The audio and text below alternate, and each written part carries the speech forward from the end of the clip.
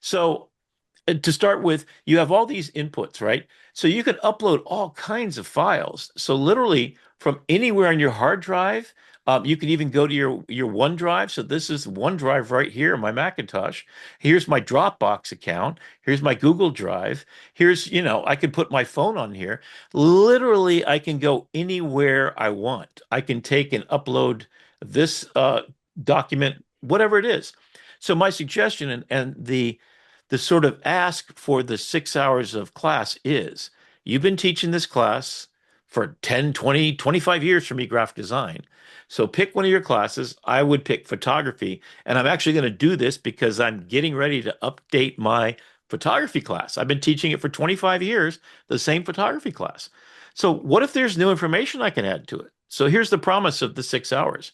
If you load up everything you have, and then an additional thing that I'll show off a little bit later is I do lectures. I've done a lecture up to 3 hours.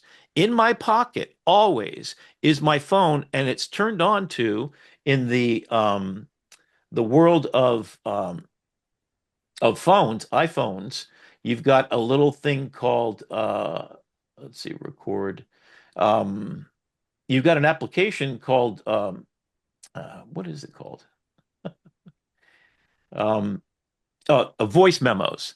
You've got an application called voice memos. If you click on that and you turn on record when you start your lecture, at the end of 3 hours, you click on the three dots in the top right-hand corner. I'll show you that a little bit later. And then you can copy and paste the entire transcripts directly into, guess what source? Copied text right here. So since it has a 27 million word context window, you can take all the transcripts from a 3 hour conversation, pop it in here. Now, I wouldn't. What I would do is go to Gemini, put it in there, and then say, transcribe this into notes, change it into Spanish, make a different version, and then give me the 10 most important things that I did. Give me a rubric for outlining what I'm asking of the students, how they get an A, B, C, and D. So it's going to take your transcripts where you just said, hey, for this assignment, you got to go out and shoot pictures of portraits of people and 5 selfies and the 9 pictures, blah, blah, blah. So I give them all the instructions, and then it makes this rubric for me. And then you've got a summary of what a 3 hour conversation was with actionable evidence for your students. That's just one of the inputs. Your textbook, you can add the source. And what is that? That's on your Google Drive because you put the PDF of the textbook. Make sure you're authorized to do that. And then a question came up the other day is, what if I go searching for a source and it's behind a paywall? Or what if I go to some open site? Well, you can also, if you, I don't have it on right now. You can actually ask your AI assistant. This is Comet. So Google Chrome is what I recommend that you actually use. It's free. It turns the Chrome environment. Let me see if I've got that launched here. Oh, yeah, I do. All right. So you have all this information. So when you bring it in, then you can come here and start to question the information. Got something slowing me down here, and I'm not quite sure what it is. All right, so now we're going to come in here, and this gave us a guide of the whole thing. In fact, let me get rid of this assistant for a second because I want to keep on track. All right. So immediately I can just come in here and hit audio overview. Okay. What does that do is it's going to make a generic audio overview. It's going to take all this information. It can see that what I'm trying to do is teach a class on NotebookLM, advanced workflows, and learning content creation. I've already done this slide deck. So what I'm going to show you here, let's see if it works or not. So what you do need to know is, so I come in here, put in all the information. You can see all the different types of information. So gather together your sources, and that's everything from a 16-week class. It can be anything you want to do. I'm teaching this class. I could do it on photography. I could do it on anatomy, physiology. In fact, even me as a non-subject matter expert in anatomy, physiology, I could put together a notebook that you could use in the classroom. So here we go in and we ask questions of it. Now, what's cool about this, just to give you an idea, is that you can show the prompt. And this is where I'll suggest to you is my superpower. And what I'm going to do is copy the prompt. Can everybody see this prompt? I'm going to put it in the chat for you to have. So it says, create a visually rich metaphorical use of the NotebookLM interface. dark mode style showing the source of the chat in the studio, and new ways that you might want to use it that you've never thought about before. Each slide should be full screen to use the metaphor of the interface elements itself and to put the ways that you use it for educational purposes at the front of ideas and things that we will add to this. Okay, that's a whole word salad. Basically, we're saying, I want to make these images really cool. Okay. And the fact that you could go into my notebook right now, you're sitting there, right? So if you go over and you take a look at this, the one I just brought up, which I think is this one right here. So if you go and you click on that, you should be able to go here. So you can download the PDF. That's what you're going to be turning into class. Oh my goodness, they have it. It now has PowerPoint direct downloads. Oh my God, no more PDF converting to PowerPoint. You have editable stuff. This is brand new as of yesterday, folks. Where? Oh, I see it. I see it. This was Download not there PDF. yesterday. Okay, perfect. This was not there yesterday. Pedro, do you have your account for Broward College? I want to see if it has it or not. I have it here. Let me check. Because if it has this, man, that changes everything. So Are let you me let still me able to share your copy your prompt in the chat or paste it, brother? Oh yes, I'm sorry. I will do that right now. Yeah, yeah. Do. And this is just a real quick one. Basically, you want it to, so the three things that you want to say. Here's your master prompt for everything. Considering the corpus of all the information, what are the key top facts and ideas and conceptual ideas? I want you to make them visual. In fact, you know what I should do? I'm going to do it on this one here, right here, just to show you what this is. So the beauty of this is if you get access to someone else's prompt library, which you will get for almost all the books that I put in that area, you have the ability to go in there and show the prompt. That's what they said to make that beautiful image. Now, let me show you what it looks like if you don't do that. So I'm just going to generate one by just hitting slide deck. If you hit slide deck, it's just going to generate what is a generic set. If I go to customize it, here's what I'm going to do. So we're going to compare with custom settings and without. This is my superpower as a designer. And here is the master prompt that will work in every situation. Considering all the main ideas, concepts, conceptually thinking from the corpus of data here, give me visually metaphorical, allegorical storytelling images that fill the entire screen with an image that's both beautiful, cinematic, and photographic in quality, that represent each of the concepts in a beautiful, metaphorical, and allegorical way. In the bottom right-hand corner should be a small box with a headline in yellow, a sentence or less of content explaining the idea of the image, and it should be confined to the bottom 10 corner of each and every page, which should be only a full page illustration using the methodology of photographic illustration to make beautiful photographic quality images. All right. I went on a little wax poetic there, but the basic idea is take all the data, make it a picture, give me small words in the corner that help me kind of do that, right? So I can do that, and we'll see in a couple of minutes, you'll see that it'll pop up on your screen, I hope. Are you seeing that it's generating the slides within your window as you watch me? Yes, I am seeing it generating in Zoom, but I don't see anything happening in your notebook via the link that you Okay. shared. But you do have access to the thinking engine 1 and 2, right? Let's see. On my personal Google, I believe I do. I'm not logged into my Broward G Do you, Gemini or do you notebook. have the ability to create all of these assets yourself in the copy that I sent you? Let's see here. Let me Can Studio. you click on infographic, for example? Where on the left hand side or the right hand side? On I'm the right sorry. hand side in the studio. Give me one. Let me refresh this. Give me 1 second because I'm seeing everything on Pedro, are you able to on the do that? left. Uh, no, Rick, in the I now link I that see it. Now I see it. in the link that you had in the chat that I have simply a copy of the Of what I gave you, but you don't yes. have the ability in the studio to actually No, create new. no, no, no, No, I I'm don't. seeing everything generate like you're seeing, but I don't have the audio overview and video Exactly. overview. Neither do I. So Let me you try to can't click create with this. this. You can't create No, within this environment. no, Okay. not with the link that you Let me provide. try one more time. Oh, I think I know what.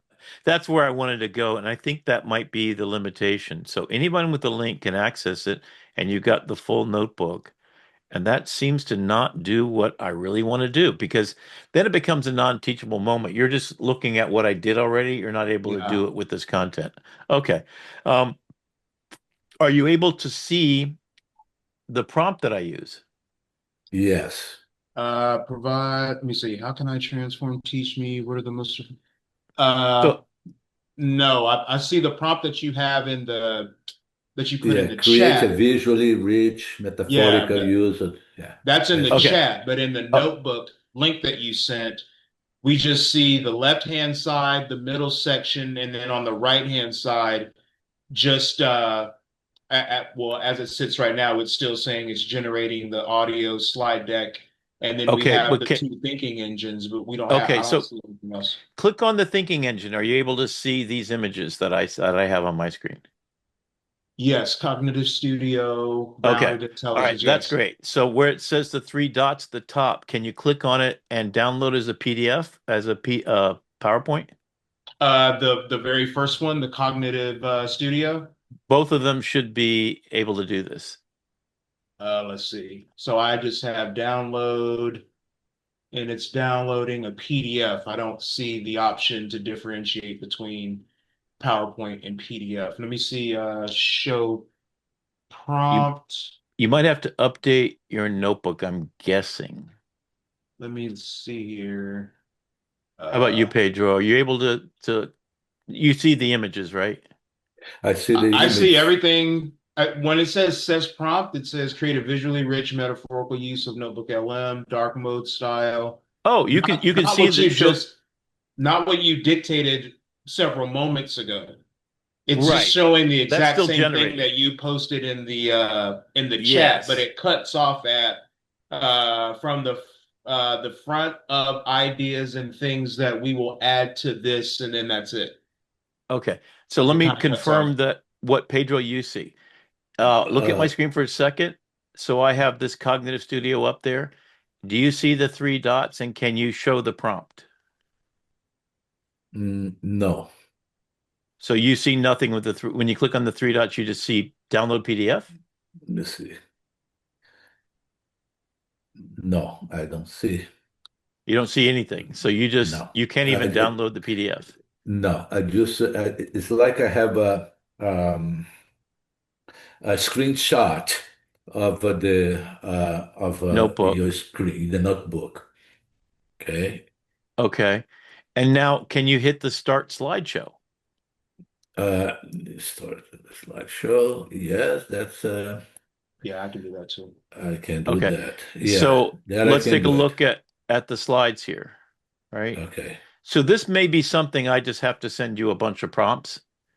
And then when you go do your content, so I think this is a problem with Notebook LM, is that I'm able to share the notebook, but you don't become an editor like it says you should be able to be. But what you can do, and you should be able to do, and which is really driving me nuts, is what you should be able to do that I would want you to be able to do is come in here and copy and paste it or download it, give it to your students, right? Yeah. Um, and that seems ridiculous. And maybe I'm not sharing it correctly. Is the only thing I could Yeah, I consider. was going to say, go back to that thing and let me see if we can, as a group, figure out how to get that working. So add people and participants. So that's by Um, email address. Now, one of you used the email address, right, to get in here? Now, see where it says down at the bottom, viewers have access. It literally says viewers can chat and view sources and notes. Now, when we're And it sharing things in Google Drive, there's an option where you can create a link where the person can be an editor, which means that we could add to the content. You see what I'm saying? So it doesn't necessarily specify that we can make changes. You see what it says down here with right, the, so right. I think that's probably why we're only seeing a quote unquote view only version of your Yes, notebook. You see what I mean? And yeah, so it's a view only. So you don't see anything yes. here that says give them full ownership, right? Unless you do the pull down in your full notebook, viewers have access to. There's a little twirl down for the notebook, a little bit lower. There's a yeah. See the little arrow? Click that. Yeah, it says chat Yeah, only or full yeah. notebook. And I had It, it it on full notebook. yeah, but it should say viewers can edit and chat, and you see what I'm saying? Right. It's just And giving it us doesn't. yeah. Okay. I think So that's the that issue. this is my paid account. That's why I wanted Norman for you to use your paid account Yeah, and Pedro for I have it up. okay. So even two people paying for it can't share the actual editing of the book Yeah. in the current way it's set up, it seems. All right. So that's a limitation for how I can teach this. Well, thank you so much for clarifying that. And then my Oh, no second worries. worry is Pedro, what's the limit on your Let Broward me, College? uh, uh, Rick, if I may, let me Yeah. show you. I'm Oh, gonna share my yes. screen, Perfect. okay? Okay. Yep. And so you can see. Oh, Uh, great. I should have done this to start with. Thank you so much. okay, so that's what. Can you see? I mean, Yeah. So if in the but top I right can you click here. on the word studio. I No, don't have that's for the no, I no, don't have no. anything here. Go to the right and you want the word studio to the left. Here, Right there. Click on that. Okay. So these are that's all the it. things that you've output. So you don't have any Is it? ability to create new, right? These studio No, I outputs don't given have in depth visual. Okay. exactly. When you click on the three dots to the right of the thinking engine, right here, there we go. I can see it. That's Okay, you all can I see can it. do. And you go to the Yeah, three dots at the top, three dots in the right top. Yeah, there, right? download PDF, About download PDF and PowerPoint. PowerPoint. Go ahead and Yeah, download the PowerPoint. This is yeah, brand new. I Oh, have now I not see seen that this. too. yeah. I have not seen that up to now. Okay, so here is something really useful. So let's say you're sharing with your students. Um, Go ahead and download both if you would, Oh, you Pedro. know what it So, is? I think it's this because see in mine I have two thinking engines. The first thinking engine and then thinking engine two. So two, I Yeah, right? clicked thinking engine two, and then I was able, when you click the three dots, to see the download PDF, download PowerPoint. I'm gonna try the show prompt.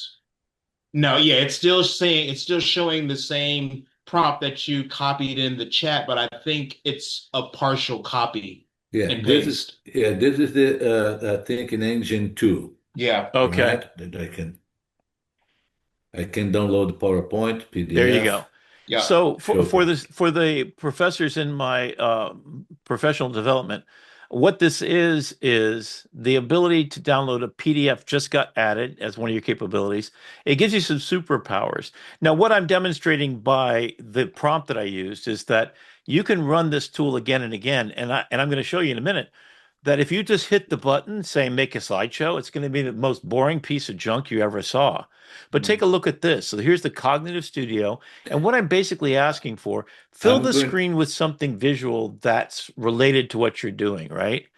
So you should be able to open that up now in PowerPoint. I'm gonna download it, And the and I'm coolest gonna thing, take a Pedro, look. is hopefully, and this is what you want to be able to do, you can edit it. Because I'm going to Exactly. show you one new thing that got added 2 days ago, and that is each and every slide can be custom designed. You don't like the way it looks? Say, make it more beautiful. And you can go through the 15 slides and literally keep on going with refining it to the way you want. Oh, with So you that can, little AI thing that's built into PowerPoint now, where it gives you different iterations of a slide's aesthetic. Is whoa, that but even better than that, in Notebook LM. I'll show Oh you that in wow, just a minute. Yeah. So go ahead and bring up your PowerPoint, Pedro, if you can. I Yeah, have it up as well. It says I And only have can, a view only account. I don't have yeah. PowerPoint on my personal machine, so I'd probably have to do this uh in on my Broward Beautiful, machine. beautiful. I have the uh, PowerPoint So I, here. I okay, I can see it, but I bring it just up on can't. Let, your, let me yeah, let change me your show screen you. there. Okay, so here's the thing. There's always going to be some misspellings and stuff like that. There's a couple of tools where you're able to turn it into a PDF. What Google has done is when they render the engine using Nana Banana to create these beautiful images you see right here, it then Can has you added a PostScript layer on top. can you So see what that the means is you have editable text and an can you image that's separate that you can also re-render the image, change the text. Do you have the PowerPoint there? can you see it? No, I'm seeing your notebook still. Okay, You got to so change your screen. let me stop it again. I'm gonna hold on. And Yeah, now no worries. he's opening it in PowerPoint. Correct. Okay. Yeah, Yeah, And I because it could do the says same, I guess, but Inbrit at Broward.edu doesn't allow editing on Mac in my PowerPoint. And that's because I'm on, and I find can you that see so it weird now? because I can make PowerPoints on my yeah. Broward Oh, there you laptop. go. Okay. Yeah, Can you click on that and change the text? yeah. I can do anything. Let me see. Seeing Uh-oh. it as an No, image, not as a It's text an file. image. It's not a yeah. it's not Oh, sharing the ad. No, Let that's me interesting. just do something here. well, I'm it gonna saves you one step because what I've yeah. been doing is It's opening a an whole image. Acrobat. Yeah, okay. All A right. whole So, image. all right, let's go back. Now that we kind of established that, so that's kind of cool. They will in the future fix this Yeah, because what I've been having to do is, let's say there's a typo there or something, and there rarely is, right? In fact, it's kind of spooky how good it yeah, is. Because remember, this is based on grounded information. So it's Yeah. really quite spectacular. But now yeah, there we go. yeah. So the prompt got it to be something visually striking. The other thing you can do is if you're not a designer, give me a visually rich, metaphorical. I use the word metaphor, meaning this is a metaphor for the librarian and the alchemist, right?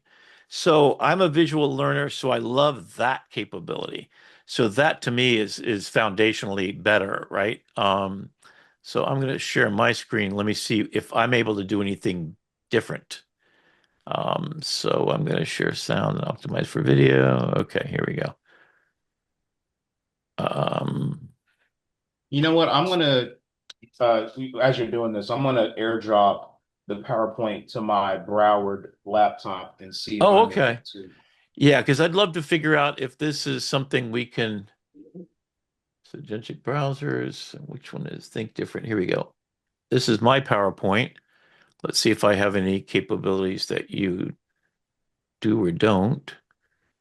No, it's just simply an No, it's image. image. So, Yeah. so what I was doing in the past, and and in fact, we can take it even further, right? Um, yeah, I think I'm going to wait till that. So, if I upload this to my Google Drive, which I can do very quickly, and I'll set this up for later because I think this is going to be really cool when we do it, right? So, I basically can come up. In fact, I'm going to go into my Chrome browser here just to kind of show you how cool. So, Chrome browser has Gemini in the corner. So this is Gemini off to the right, and it can take control over your image. So I'm going to go first over to NotebookLM, and I'm going to load up the document here. I'm realizing this is getting way deep in the woods. And here's my notebook and the one I'm just working on. And then you'll take a look. Let's take a look at the new ones that I made. This one was just clicking on Make Me a Notebook. That's it. In fact, let me put this out of the And way so that's we're not. and that's inside Notebook LM. Yeah, so in NotebookLM, Okay. this is the same thing we were looking at before. This is where the thinking engine was on the right. Everybody see that? I have in my Yep. own notebook the ability to download a PDF and a PowerPoint, but as we've established, the PowerPoint unfortunately is still just still images, but it does, if you're going to present to your students, it does make it a little bit quicker to go instead of a PDF, which is difficult to kind of display on screen and navigate. It puts this in there. So the notebook PowerPoint download allows you to add your educator's notes underneath while you're speaking. Then you can record it, and I'll talk to you a little bit later about Google Drive has the ability to turn it into an MP4 with your notes and a voice that they simulate for maximum efficiency. And you can create a workflow from input in the sources, chatting with it to refine what you want to do, and build a notebook on photosynthesis. Then you can load that PDF or PowerPoint to Google Notebook, I'm sorry, to Google Drive, and then actually output an entire movie and just hand it to your students. That's kind of advanced move. So let's get to where the basics are here first. So let's establish that we have this information coming in. We're going to go here and have a conversation. So the conversations that I have with it in this middle chat. So let's go back to the foundational knowledge here. We're coming in and we're refining the information coming in. So my establishment for the 6-hour professional development is spend your time taking all the notes from a 16-week class. And then let's say that this particular, you're trying to output over here, the stuff about basics of NotebookLM. Okay. If my goal is to do that, then I would basically turn off my sources. And if this one was the basics of Google Notebook LM, I'll only use this as an input. And then I'll say, make me notes for that purpose. Okay, so what I'm going to do here is I'm going to do it. I just put in all the information I want about Google Notebook LM. So imagine this is your course and whatever specialty you want to do. Outline for me for presentation purposes the basics of operating Google Notebook LM and the process in a step-by-step, include 15 steps and the actions to take within those 15 steps to create a slide deck that a student can follow along with to learn this new information. Okay, if I do that, it now is, I always forget to turn off my little whisper mode there. It's going to define an outline for me. I could say, give me a script for a slide deck. I could say whatever I want, right? So if you have all the knowledge there, what you want to do is just get prepared for one lecture, for one assignment. So then you turn off all of the sources except for the ones you need to get there, or you do what I just did, which is to refine the outcomes. So it's going to make a complete tutorial and give me basically a source deck for that. So here it is, setting up your knowledge bank. Let me zoom in to make this a little bit bigger. Now, Pedro, what are you teaching? What's your subject? Intro to Philosophy. Okay. So what is a course that you picked out that you're going to be breaking down in Notebook? Um, well, Intro to Philosophy, PHI 2010. Okay. So you put all that information in there. So do you have your Yes, notes? Were yes, you able to find, as there is, sources for philosophy in general? yes. So did you download all of the Socrates papers and all that kind of stuff? Did you find a Not place where it's all reposited? yes. Let me show. Can I show Okay, you my screen? hang on just 1 second. I just want to make two more points, and then we're going to go right to you, and I'm going to Okay, take yours and do what I'm doing here. So the okay. idea overall is you take all the sources, which can include everything.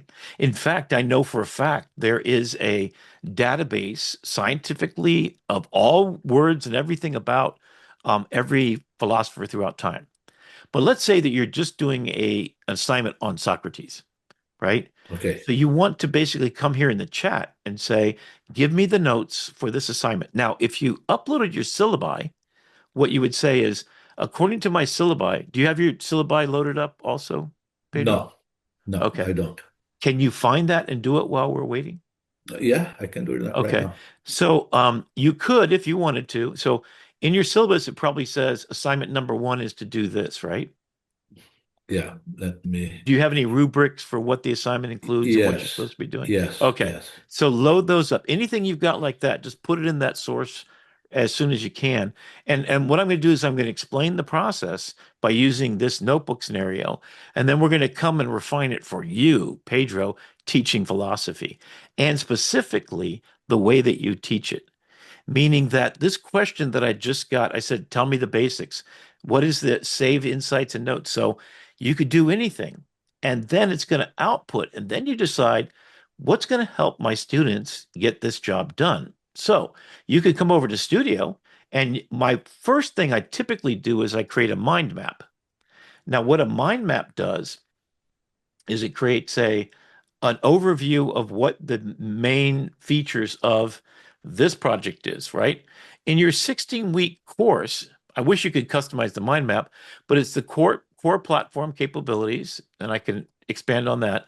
So maybe if you put in your syllabi first, I would suggest, and this is my overall, this is the big picture look. Okay, so we come in Notebook LM. What is it? It's a knowledge engine. It's for creating output, right? And it's for synthesizing and refining the information. So a thesis is, what am I doing and not doing? In Pedro's case, he's teaching a class, overall philosophy, period, right? So it's a basic college level class. If Yeah. you input, for example, the state mandated guidelines for what has to be taught in that class first, your syllabus, because that is the tweak that you put on top of it second, and then you generate everything based upon those outcomes, then you start to look for, hey, who are the brightest minds and thinkers about philosophy today? So that's when I would go do deep research on that. Because what you could hand to that professor is not, you could hand them the entire notebook that's custom designed because of what that person told you in an interview that they want to try to do. So, what is the goal in the philosophy class? To make sure that the rubrics, the flashcards, the reports, which can include a timeline of philosophers, which can include an infographic that puts Socrates and Nietzsche at different ends of the scale of time, or it can put in the categorize them by philosophy. So if you put all knowledge in and you start with a thesis of what you want to get out, then it's an engine of making it into an object that privileges the student at the end. So it's gathering all knowledge from the entire world, focusing. So a thesis statement. So the question is, what's your thesis? What are you trying to get done? Teach a philosophy class. And then you put all the sources in here. So there's sources that you wouldn't think would be sources, which is you walking through the step by step of how to put it on. So then you can say, show my picture. And so it's already in the corpus of data. And since it's focusing on you and it has a picture in a video of you doing it, you could always upload still pictures as well. What I do is I'll make a PowerPoint presentation, maybe at first, and then go through and then it's using that information. So the outputs become your directed with a little bit of extra pizzazz of design skills, act as a great designer, showing me infographics that are useful in a step by step to do this process. Um, so, you can make mind maps, you can do audio overviews, you could do video overviews, data tables even. So you could break it down into a data table, so an Excel spreadsheet, load these assets in here, and there's your table, or a quiz. Reports are really a great place. So you can customize this to whatever you want. So you could say, instead of a briefing document, create your own, says, give me a timeline, give me a step-by-step manual for how to do this video that you're doing, right? And start with whatever you want. So you can put about, I don't know, there's a 5,000 character limit, I think. So you could say a lot. You could just actually do the step-by-step and then turn it into a report and then turn the report into a graphic. Anyway, all right. So let me go. Are you ready to share now, Pedro? Uh, yeah. Okay. So let's see what you got. This will be cool. Okay. Let me Thanks. the syllabus. That is my Okay. syllabus, right? This Okay. is what I created. So Nice. that's not there's And that no seems accurate. I mean, it just ingested it, right? yes. Okay. Okay. This is the textbook for a Oh, course. nice. Okay. Okay, the entire textbook, and this is a copyright-free history of Western philosophy by Bertrand Russell. Okay, there is Okay. no copyright Oh yeah, yeah, I love associated his to this work. book Okay. anymore. I've done a whole Okay, deep dive on Burton Russell. yeah. So, and here I have my PowerPoints. Okay, that Oh, perfect. all of Can them. can we see or is it Uh, proprietary? no, no, no, no. Of course, you can see.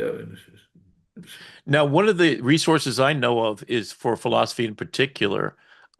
It's quite extraordinary. So, oh, there we go. I was wondering if you could see the slides themselves, and yes, you Yeah, can. yeah. Well, some, but The formatting is a little weird. yeah, the format is kind of I think like it truncates it. yeah, But if you were to click exactly. on Platonic rationalism, the little tab there, do you see it? Uh, Up above you, where you are. Up above. Go straight up. Nope, down at the It's bottom it underneath the says paragraph. rationalist. Yeah. Yeah, there we go. If you Okay, click on okay. that, it should take you to that portion. Let me Oh, see. oh, you know what it just did? You clicked on that, and now it's giving you an exploration. It's going to explain to you what that is. Exactly. Right? Okay. So the Look. other cool thing about this is all of your information, you can go to the timestamp, and then basically it turns it into a query that goes in that center place, which Uh-huh. means that if you were to take so if you were to go to the left, you see where it says select all source. Oh, here we go. Here it is. And this Uh-huh. is what are we looking at here? Uh-huh. Okay, okay. So this is your whole This PowerPoint, right? Yes, this is this. No, this is just the Oh, discussion of discuss Platonic Platonic rationalism. rationalism. Yeah, Okay. yeah, So yeah. from one keyword, that's what that button indicates. Exactly, One keyword, exactly, it's expanded to go into that whole deep dive. Now take a look. exactly. You With see the all the number seven sources, there? yeah, the sources. Those are the sources, right? That's the actual source. That Yeah. is the page and everything right there. So Okay, where'd it get okay, that from? This is okay, this is gold, right? So, click on that picture okay. when 17 was it?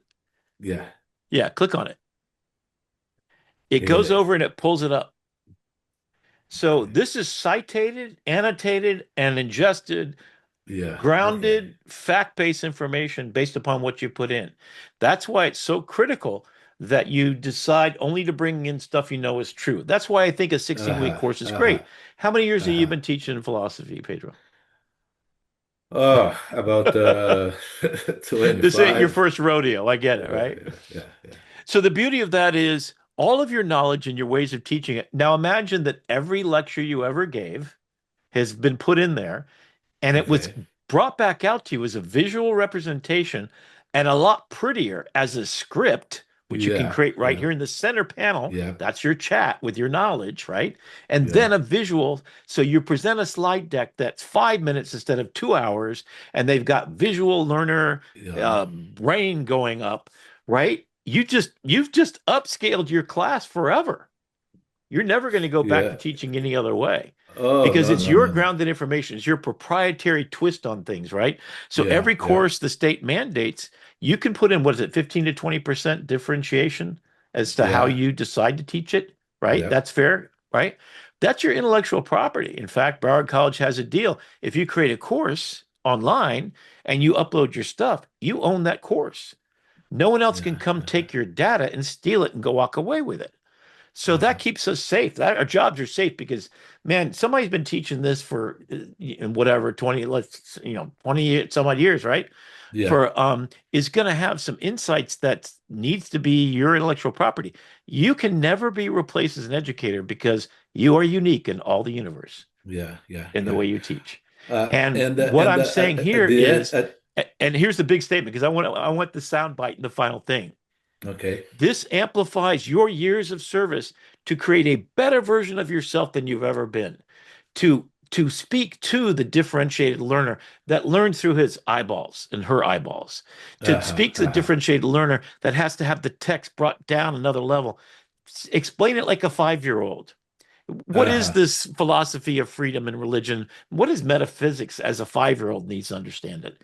So uh-huh. you can take and scale up and down your information, the knowledge you're handing to your students that they then have to discuss and make Uh-huh. part of their own knowledge. So they've Uh-huh. got to ingest it. So you got to make a way to get in their ear. Literally, if you do an audio overview and you keep it Uh-huh. succinct and you use these beautiful voices as you see. So, what I'd Uh-huh. like to see next is without me even doing any more, I want to see what Look, you came up with. What exactly. is your favorite thing that you made that you like? Well, I played with pretty much all the Okay. tools that I have in the study. Okay. Let's take a look at your river of thought timeline. I want to see the infographic here, right above. Do you want to see the Any of the, infograph yeah, first, or do you want to see the I timeline want to see first? it. I want to see an just the infographic. Pick an Okay, infographic. okay. This is one that I just created now while we're talking. Okay, let's take a Okay, look. Okay, so rivers of thought. We've got Thales, Socrates, Plato, Descartes, Kant, and Nietzsche. Okay, and is okay. everything there accurate? Is any misspellings at all? Everything. No, I didn't see any I think therefore misspelled. I am, and Yeah, Descartes it looks like Descartes, right? So it's yeah, all right. yeah, In the yeah. top right hand corner, you see the three dots. Yes, I know that I can download Okay. it. Oh well, yeah. Go ahead, download it. Yes. If you, I also can see the prompt. I can Okay. edit So the prompt. here's what we're gonna do. Go to Show Prompt. Click on the little button in the top right of the prompt, Custom Prompt to the right of that, the boxes. That copies it. So here's what you said. Yeah. Create a philosophy timeline in a colorful, dreamlike style. List the main philosophers and their main philosophical positions. Okay. Perfect. That's a great prompt. You know the Okay. information you know you want it to do. What can I do to make it better?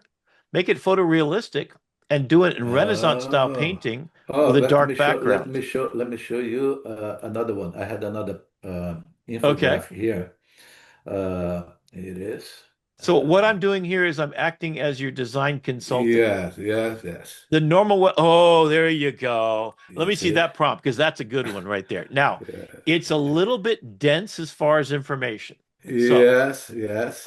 creative infographic transitions from classical Greek style to the Renaissance style and the modern futuristic style. Oh, you got this style. So you're actually transitioning left to right as we go to the computational future.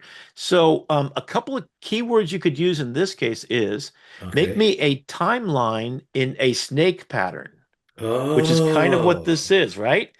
And then yeah, do the style on the left in the Renaissance style. That's what you did here. This is the genius yeah. of what you just did. And then Uh-huh. transition as we're talking about modern day philosophers. Let's go to the That's graphic you what I did. wanted. So That's what I that's wanted. beautiful. So here's what I would Okay, suggest as you're okay, learning how to design. Copy okay. these prompts, have a Word document next to you or a Google Drive doc, and Yeah, copy and yeah. paste it, and then put this image and the prompt underneath. I If you see. noticed, if you take Yes. a look at my PowerPoint presentations, I basically am starting to create a library of stuff, Okay, okay, and now okay, you get it, right? okay, So okay, a okay, okay, okay. timeline in a snake-like pattern, which is what you got, and let's see how you got that. Transitions from classical Greek style to the Renaissance style to the modern futuristic style, showing the evolution, of Western intellectual history. Ensure that all words, even small font, are spelled correctly. You got exactly what you needed. And what I like Uh-huh, is the uh-huh. little things like thinkers like Descartes established authority of reason, transitioning Yeah, from medieval theology to mathematical physics. And then yeah, you've got the yeah, era Renaissance, primary focus, human reason and science, methodology, mathematical physics. Whoa. yeah, Dialectic and logic. I mean, there's little Easter eggs you find in there if you do it right. yeah, One of my yeah. favorite things here is the 18th century Alexander Baumgartner coined Yes. aesthetic to connect perception of forms with pleasure. So, like, you learn things that are subtext that surface when Uh-huh, you ask for it in a way that privileges that idea. And the uh-huh. little additional thing you said is, and what I would add to you said, make sure all the text is correctly spelled. And I would suggest you could say, give me minimalist text.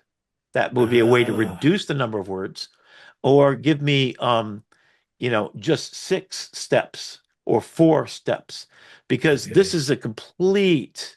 But you could make a poster out of this, put it up in your classroom, have a Okay. slide deck that has this as a start.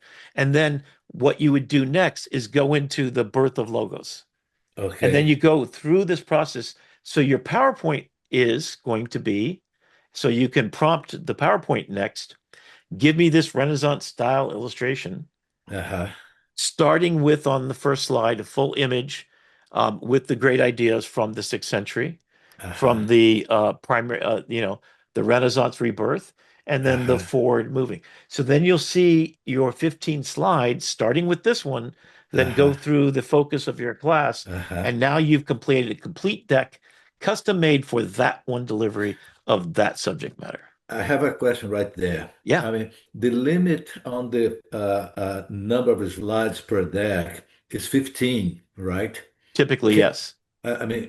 can I have more than 15 in one You deck? keep running the prompt and you pick up where you left off. So Ah, I I've made see. a 100-page deck. I And what I see. did, so let's say that here's what you would do. Let's say that, let's go through a 16-week course, make 16 Okay. decks, Okay. specifically putting in your syllabi statement that says what I'm going to cover in the first week. You make a Okay. 15 slides. Next Okay. week, next week, next week. Then make a list of the assignments. So what is a typical assignment for, how many assignments do you have in your 16-week course? Four? Well, actually, I don't teach any 16-week courses. Okay. I teach 8-week courses. Okay. Okay, twice 16 sections, Okay. two sections Yes. per week. Okay, Okay. So you'll and have 16 slide decks. exactly. And then how many assignments do you give them total? A bunch. Yeah. Let me see, Is it 10. reaction papers? Is it I have two reaction papers. I have 10 chapter review quizzes. I okay? have a midterm and final. I have Okay. two discussions. Okay. So, those are the assignments. Okay. So let me take your exact example here. So right now we have an image that starts off the slide deck when we're talking about the arc of intellect, the evolution of Western thought. Okay. Okay. If we deep dive into that, what is the rubric for the assignment that would be associated with this? What are you asking them to do when they're reflecting upon the information you gave them? For example, there is one, the first one is for them to compare the rationalistic views of Plato and Descartes. Okay. Okay, compare those two philosophers on their rationalist positions, Gotcha. and after the comparison, indicate the difference between them. Ah, okay. All right. So let me go further with this. Let's make an infographic that's just those two things, Plato and Descartes, Yeah, and okay, comparison. Use the okay, same prompt. So go up to your three dots right there okay, okay, and go to the prompt, show prompt, copy that. Now okay, you're going to close out of this window. okay. And Okay. You're going now to I will create, go. What? Don't hit on the button, hit on the pencil. Yeah, yeah, the pencils. There we go. Okay. Yeah. So what we're going to do here is Okay, you're going to say paste, just okay. paste. Okay. So now what you need to change, instead of it saying transitions from classic Greek, comparing Plato and Descartes. So take for transition Comparing. compare and contrast. We want the oh yeah, we get rid of the style. Griffin reader style. We can Okay. go all the way down to history. Okay. There we go. So let's delete. Right. Compare and contrast. The Phil, was it you write it because you know what you're trying to do here, right?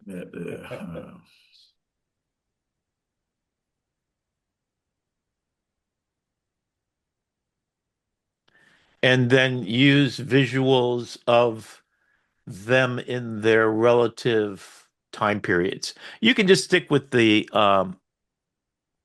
oh yeah. What we're missing out on is the style, which is going to be in the style. Why don't we just do it? So they are from ancient. Okay.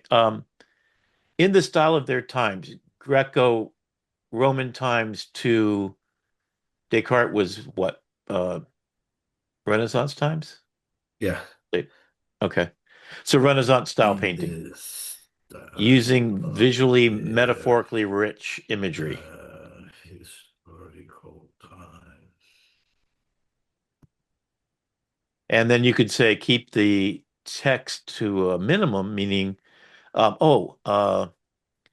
you break it down as to what you're wanting to compare and contrast. What are the The frameworks that the rationalist rationalist views. views of Plato gets Descartes? Okay, cool. Okay. And then And the minimalist text.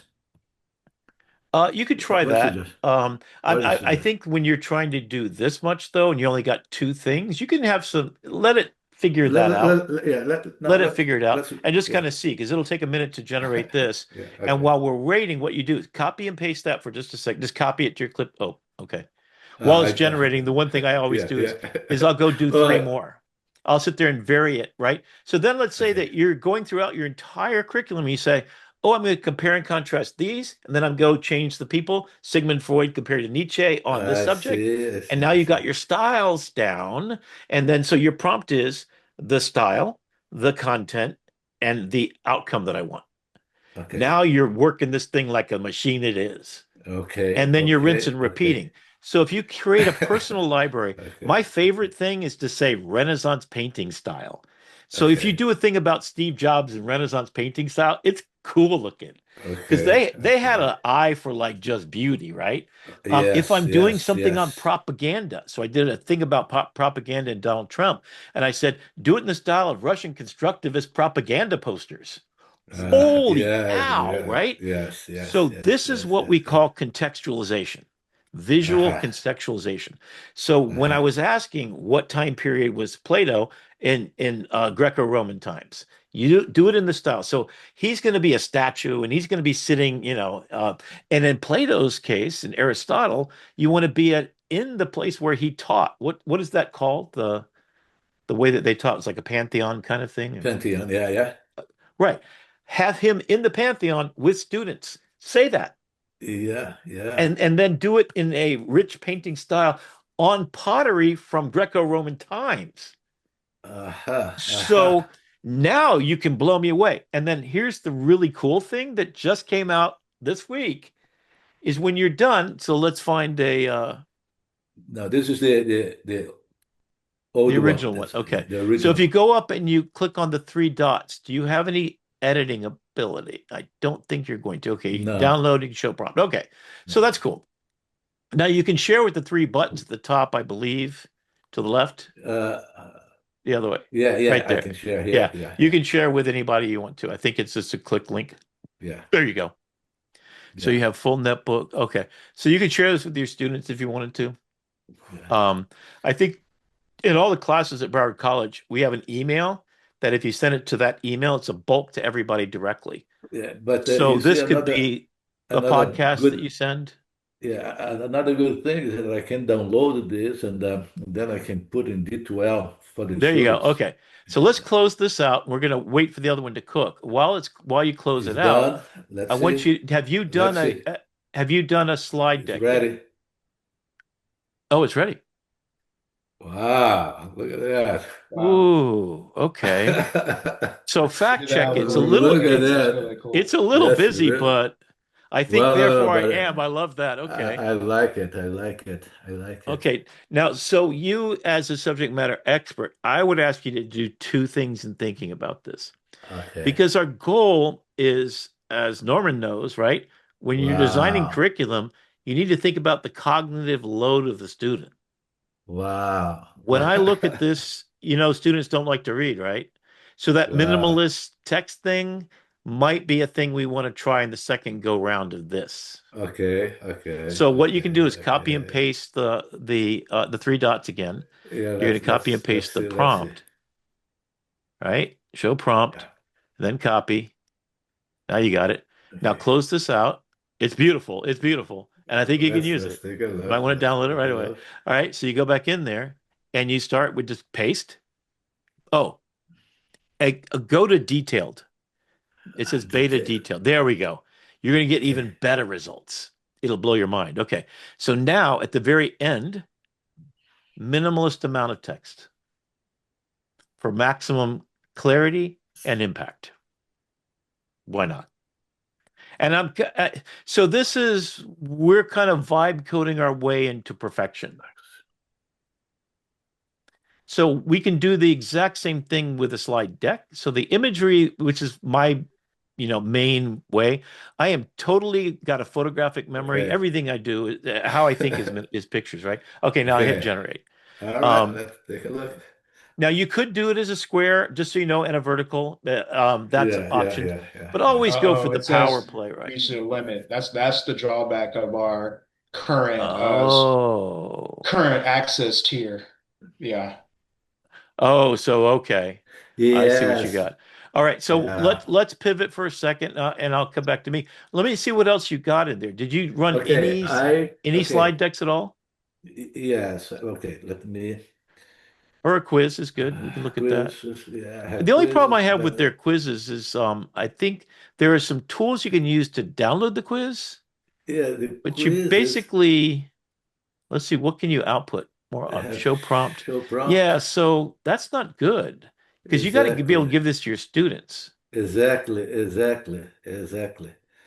Um, So, I, I understand there is a Chrome extension that will extract this out and make it into a document. uh-huh, uh-huh. Michelle, this friend of mine on LinkedIn that you should follow, we should all follow.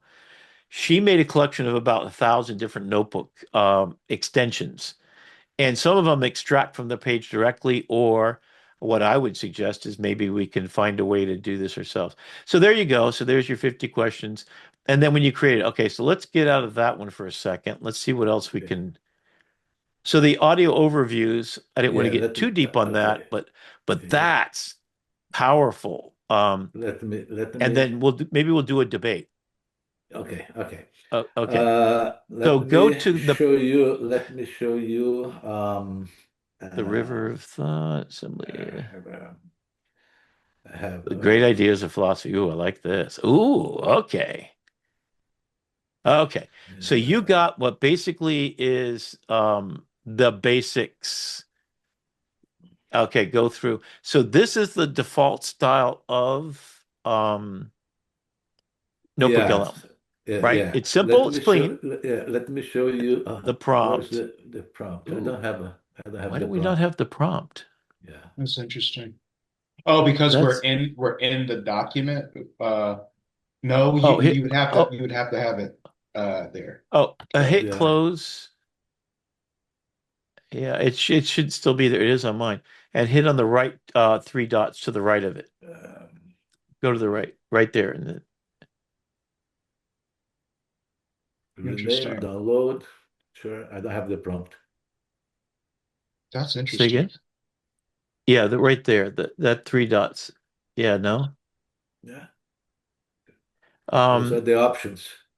click off again and go to the three dots on the right. Is that where you are? Yeah, he's Yeah. there. Right. Oh, that is it. Oh, wow. That's very interesting. Again, that could be a feature of the tier that we're in. That is the tier we're in. So this is Mastering Notebook LM, and this is my prompt here, show prompt. This is tuition considering all the main ideas and concepts conceptually, thinking from the corpus of data.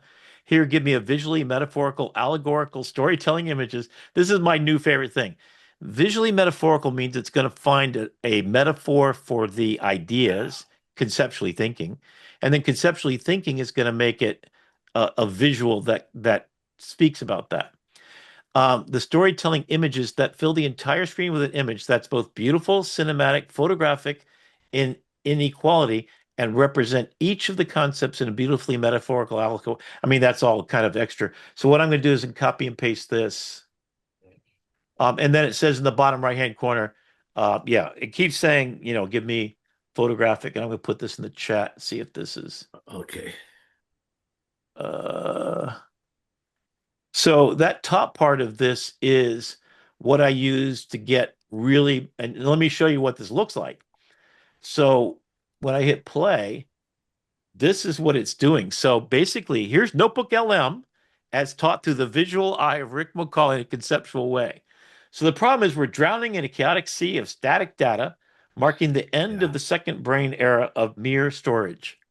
Okay. And the Wow. grounded intelligence is required to tether to the truth.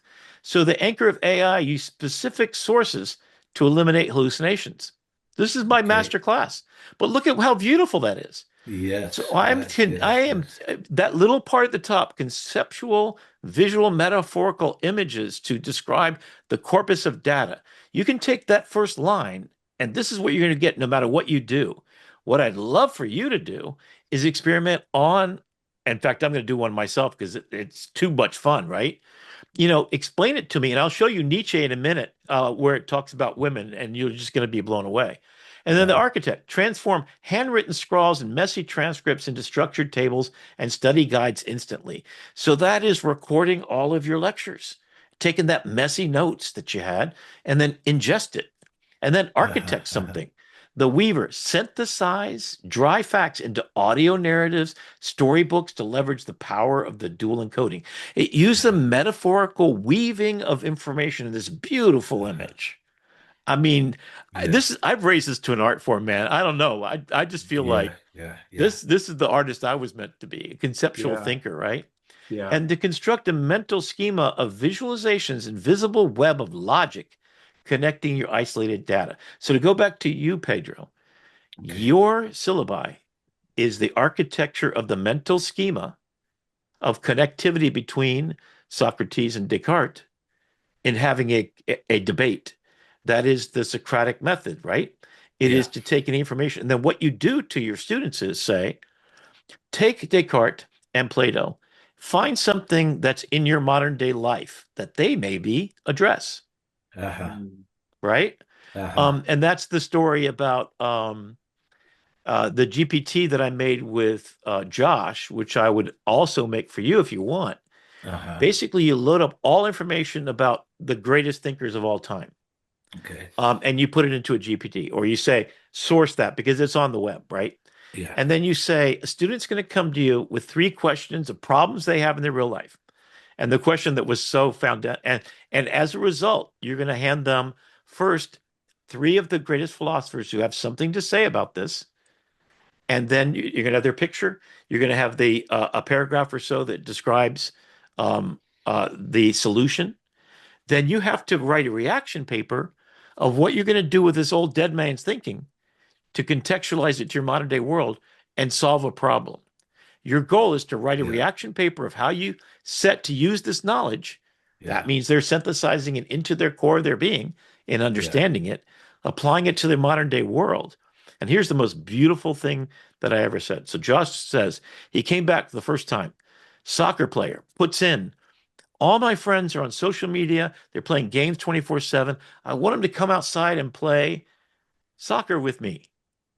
So, Pedro, who has something to say about people being inside a cave?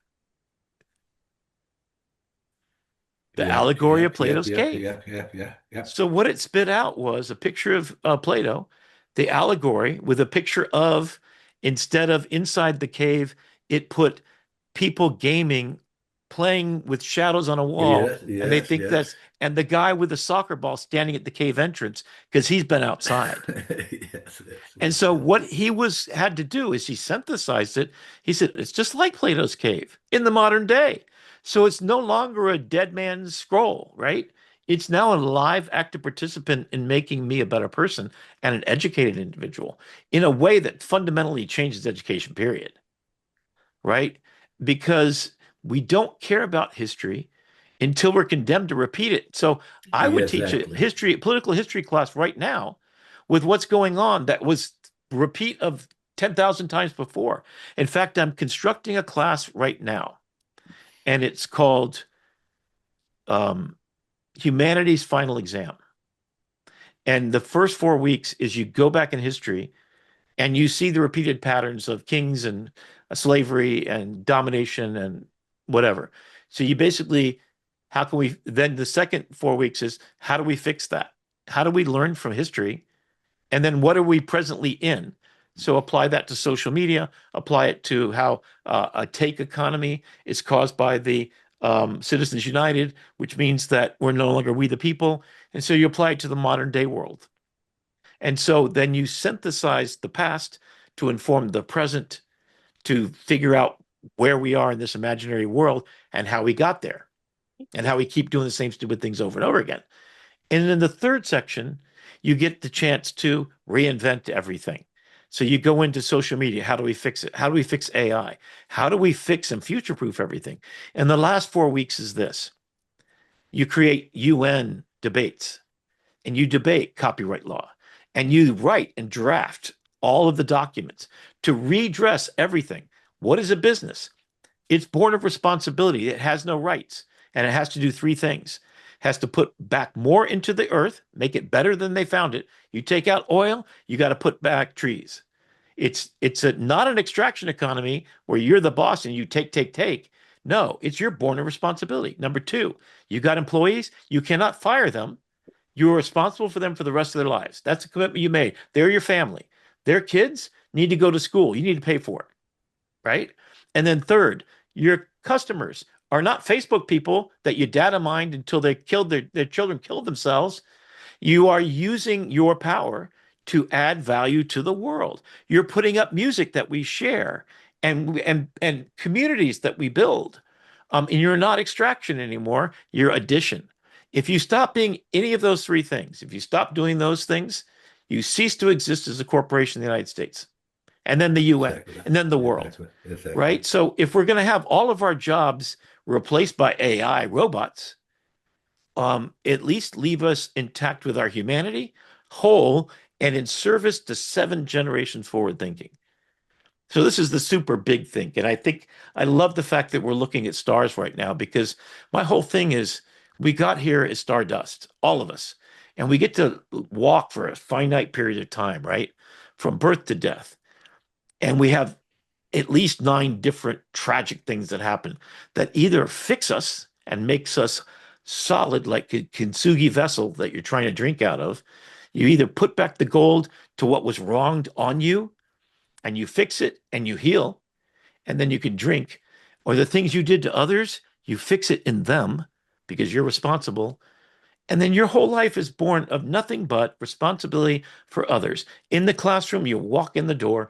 What's my responsibility to these people? To help them, guide them as Gandalf on the side as they go on their Frodo journey. Because we have no idea. We just plant the seed that we'll never enjoy the shade Exactly. of, Exactly. right? And that's philosophy at the core, isn't it? In fact, Exactly. if I Exactly. recorded this and I ask a philosopher to tell me what I'm doing, it would be all the Japanese philosophies of how to live. Ikigai, what's my purpose for being? Kintsugi, how to fix your vessel so you can drink. Be like water, Bruce Lee, right? So these philosophies, and I'm kind of curious, maybe I'll ask you later about Bruce Lee and water, because I've been fascinated with that whole idea. And I've extrapolated past what Bruce Lee did. And I'm sure it's foundationally born of some Japanese philosophy that's even deeper. So that's another time. But the Okay. interrogator, I mean, look at how Wow. beautiful it, right? Let me show you. I have a little Okay. Well, one debate. thing before we do is I want to show you why you want to do this a different way by showing Okay. you one more tool um, Okay. that you're going to want to do, and that is the Okay. ability to revise. Okay. Okay. You see this picture? I can I type don't anything I think want. you're. I don't think you're sharing. I see Pedro's screen. I think. Yeah. I'm gonna Oh, stop okay. Can you sharing. stop sharing? Yeah. Tell me when you see mine. Oh, did you Yep. Yeah. not see any of that I was just showing? No, no, we saw it. No. Oh, okay. We saw before. And how are you now? Yeah, we see in the Oh in yeah, the yeah. picture. When you were Pedro, sharing Okay. this before, we saw it. Yes. yeah. Oh, okay. So I hit revise, and I can go in here and I can reprompt this into be a completely Where different I'm. image. I'm so where yeah, did yeah. Where did you hit that? where did you hit? Okay. Yeah, sorry. In the top right here. Oh, Okay, okay, okay. okay, okay, okay, Okay. This is brand new as of the beginning of this week. In fact, Wednesday I found it. okay, So we have the ability to show the prompt, which evidently Broward College doesn't. okay. Do you have the ability to download PDF, but you don't have PowerPoint yet, right? This just happened literally this morning that it showed up. They're improving as they go along. And then revise is the ability literally to say, can you put a sailboat in the middle of this wave with a professor with a telescope in 18th century garb trying to navigate the rough seas? Okay. So when you want to, it regenerates the entire deck, but I literally can go to each one of these and I Uh-huh. can custom change what it looks like just by Uh-huh. doing that. Okay. I'm going to go Uh-huh. ahead and hit generate because what it does is it regenerates all 15 slides, keeping your first one still there. But then literally I'll have that one picture edited. Uh-huh. And in particular, I mean, I would go back and just create a new prompt if I wanted to, but that what that does is it allows me to go in there and actually, touch up one slide at a time. So you Uh-huh. you just start playing it and then you go, well, I don't like the way this looks. It shouldn't be built off Roman rumens or Greek rumens, right? And Mm. then but the metaphors are just Yeah, they're um, spectacular. They are right? absolutely spectacular. Yeah, If I man. prompted for a million years, I couldn't get these images, and I get 15 at a time in under 5 or 10 minutes. Now, you know what the interesting thing would be is to take one of these reference images, like particularly the one with the hawk with the Yeah, illuminated vision, take a yeah. screenshot of that slide deck and then Oh, you feed you it don't have to. into. You don't have to. Here, save image as. Oh, there you go. Save image as, and then feed that back into Google Gemini or ChatGPT and have it Yes, create a that's it. JSON prompt for that image. There you go. There you go. So Wow. JSON prompt, if you don't know, Pedro, Yeah, I is don't. the ability for it to create something so you can recreate it later, the style and stuff like that. JSON is a native language for AI models where English is not. Mhm. So every time you Okay. say something, you don't necessarily get exactly what you wanted because our Exactly. language isn't precise enough. Wow. Wow. Okay. Yeah. JSON. So imagine that every day when you talk to a large language model, you're speaking English, it's speaking Russian. Okay. Translation, what gets Okay. lost, as you know, in Spanish, right? Okay. What gets Okay. lost in the nuance of that transaction, right? Okay. Okay. So it's been trained on human translation forever, so it does pretty good. But if you go to JSON and you ask for a prompt, now it's speaking its own language to itself. You It's Uh, get basically much like more. code. It looks like Yeah. HTML code. Yeah, it looks like Russian uh-huh. or Yeah, Greek, Uh-huh. right? It looks like Uh-huh. Russian or yeah. Greek, right?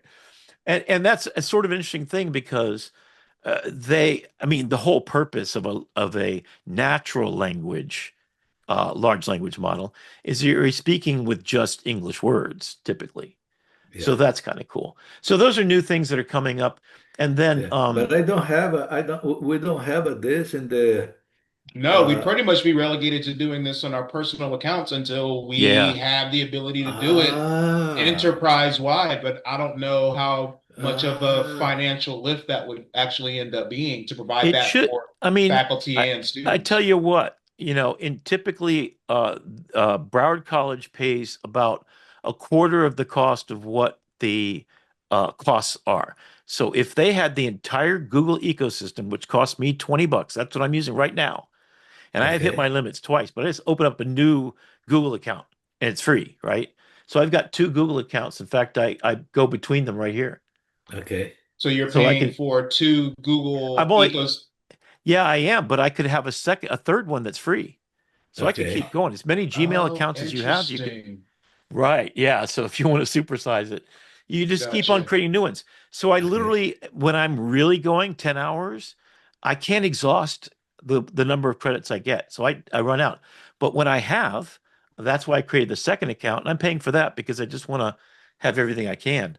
And then on top of that, and so That's what so I'm funny because I'm doing that's a, that with like Chat GPT and I have a Galaxy AI, and so instead of there you eating go. up all my credits, I'm actually doing a lot of prompting in Chat GPT. And then that's the thing too. We're running out of credits collectively because it's Yep. a bigger load to do images as opposed to just text and Yeah. lists and outlines. So That's so why. let's say just as a pretend, at Broward College, they're paying $5 a month per educator to Mm, give us okay, access to all of this. Now, I saw Gemini there. I did not see Google Notebook LM as part of what they were offering us. hmm Um, So I'm in Google Drive, and No. I'll show you briefly what Google Drive has in store, which is awesome. So I get 2 terabytes for 20 bucks a month. I get 2 terabytes of space. I haven't even used this up yet, just to give you an idea. So there's Uh, my drive. Here's my notebook. So both of you have access to this if you want to take a quick look. So I'm gonna go create it. Where am I here? Did you put this in the OneDrive? Is this link in your OneDrive? Oh, I'm sorry. no, It's not. Yes, it's in my OneDrive. You're right. You're right. Okay. Um, well, I'll bring up the OneDrive. Oh, you can't do what I'm about to do, but I'll bring up both just to kind of show you. You can always paste the link in the chat too. Oh, I'll get. Oh, you know what? Let me give you access to my master, my I master. was just about to ask that. Thank you so much Yeah, yeah, for yeah. Let's do it there. circling back. So here is my personal duplicate of all of that. You can see there's, Oh, I wow. think, close to a terabyte of stuff here. Oh, here's the human heart anatomy and physiology I was doing. Wow. So I asked it for a surgeon's perspective, what parts of the heart would you teach a surgeon, and what different issues would they have that they would be able to address and annotate it. This is Wow. just Gemini. I Wow. mean, think about this. You teach anatomy and physiology to surgeons, and you've got this level. In fact, just to kind of drive the point home, here is the original one. See how plastic it is? So what I said Mm, is make this exact same slide, but make it with real, what looks like real heart yeah. material. And I could go further. I could say make it absolutely photographically real, as if it were a encased human heart, actually. Wow. Right? So, I mean, it's crazy. But that's what I do for fun. And I wanted to find out about the Constitution. So here's a whole infographic about the Constitution. Who were the signers? What took place? Articles of Confederation ratified. And So now, I are want to you give adding your minimalist cognitive load prompt where this the is text not is minimal? yeah, this is not minimalist here. Okay. And nor is my favorite thing, and I forget what the prompts on all of these. Let me go ahead and share this entire notebook with you all for a second. Yes, Let me just go please. back. Um, and I've got three of these. There's one I do just for art, and this also share, and then to give you anyone with a link, copy link. Aren't you glad you showed up today? Absolutely. I hope y'all are Absolutely. having fun now. No, listen, the bit that you shared about making the imagery metaphorical and I was a lit Allegoric. major, so it's it was a eureka moment for me personally. Yeah, and I've been thinking about this for so long because I've been doing this since Notebook came out. In fact, it was in beta when I started. I mean, the kind of stuff that I do with this on a daily basis is insane. Just to give you an idea of what you're going to see in here. Oh, this I should have opened it up the right way. Oh, shoot. The only thing that Notebook doesn't do very well is open up Word documents. I always forget I don't do this right. So you got to click on the three buttons, and you have to open with preview, I think it is. Let's see. There we go. Now So wait, now this is, I'm sorry, where did you go? Because I have it up. I just didn't. I see Festivus, Notebook yeah, LM Masterclass, Best Note. So did you jump? Are you in your Notebook Masterclass? yeah. I'm Where? in the yeah. Let's Same way. Is see. that where I am? Here I am. Because I'm just seeing Notebook, 00 Notebook LM EDU, and then inside the link it says the first folder says Festivus. Then there's a Notebook LM Did Masterclass, I Notebook did I share LM. the wrong one? Let me see Well, if I I know shared. that you highlighted. I don't know if you shared the entire drive. I think you shared the Oh, that no, folder. I'm sharing this folder right here. Yeah, yeah. So inside of this is what you have. Yep, Oh, I'm yep, sorry. yep, yep. Okay. So this is what I'm doing for teaching. one of the very so there's a couple here. There's this document called Notebook Critical something another. What is Critical this thinking, called? yeah. Right. So if you open up a Word doc, this is probably a Google Doc, Yeah. so you can open with a Hmm. Google Doc, right? So it's editable. So this is dismiss this, right? Oh, you can, yeah. So here's the link to the YouTube video. Here's a pathway to mastery, a visual guide to NotebookLM. So this is, my step-by-step process to get through. So all of Perfect. this stuff is basically everything I've been creating, but this is only one of 7 different notebooks. If I Wow. shared the whole thing with you, you'd go insane as I Listen, overdid it.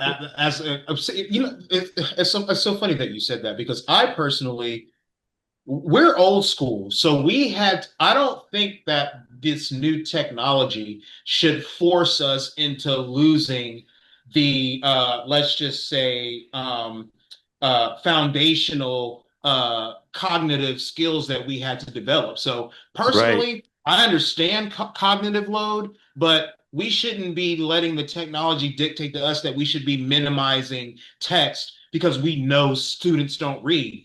We didn't have that option. We had to read, That's right? it. Like, That's it. But you got to meet them where they are, right? that's To lead true. them to That's true. somewhere they want to go. I mean, That's that's true. that's my thing, right? So I start off like so. Here is a way that I have explained large language models. Um, so I think the genius, as Aristotle said, right? And correct me if I'm wrong, Pedro. Um, the mastery of metaphor is a sign of genius, That's correct. Mm, right? So this is an example. What's the personality of ChatGPT 4, the polymath, right? And so it thinks of it that way. So what is Nana Banana? It's the specialist in agile, efficient image making, right? Notebook LM is a focus synthesizer. It's Sherlock Holmes with citations and receipts, they called it, right?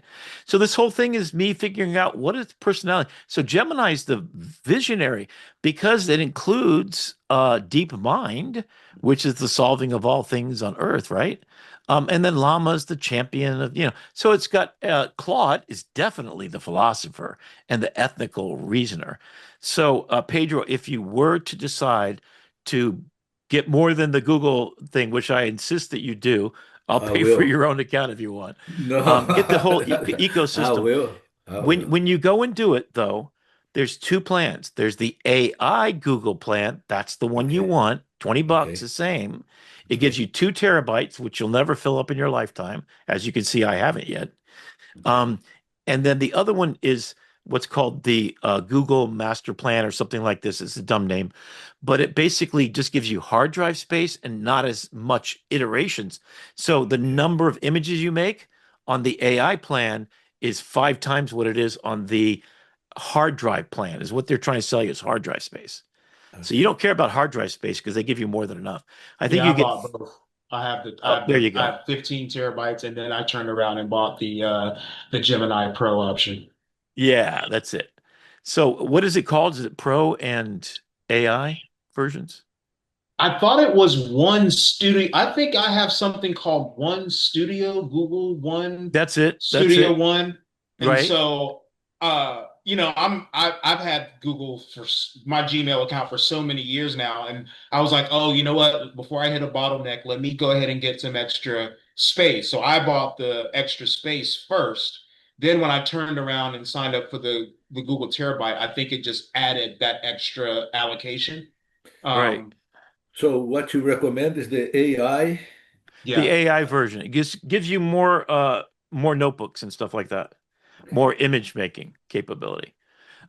So what this document is called Notebook Styles, that's on there. This is taking the architects of story, how masters make meaning.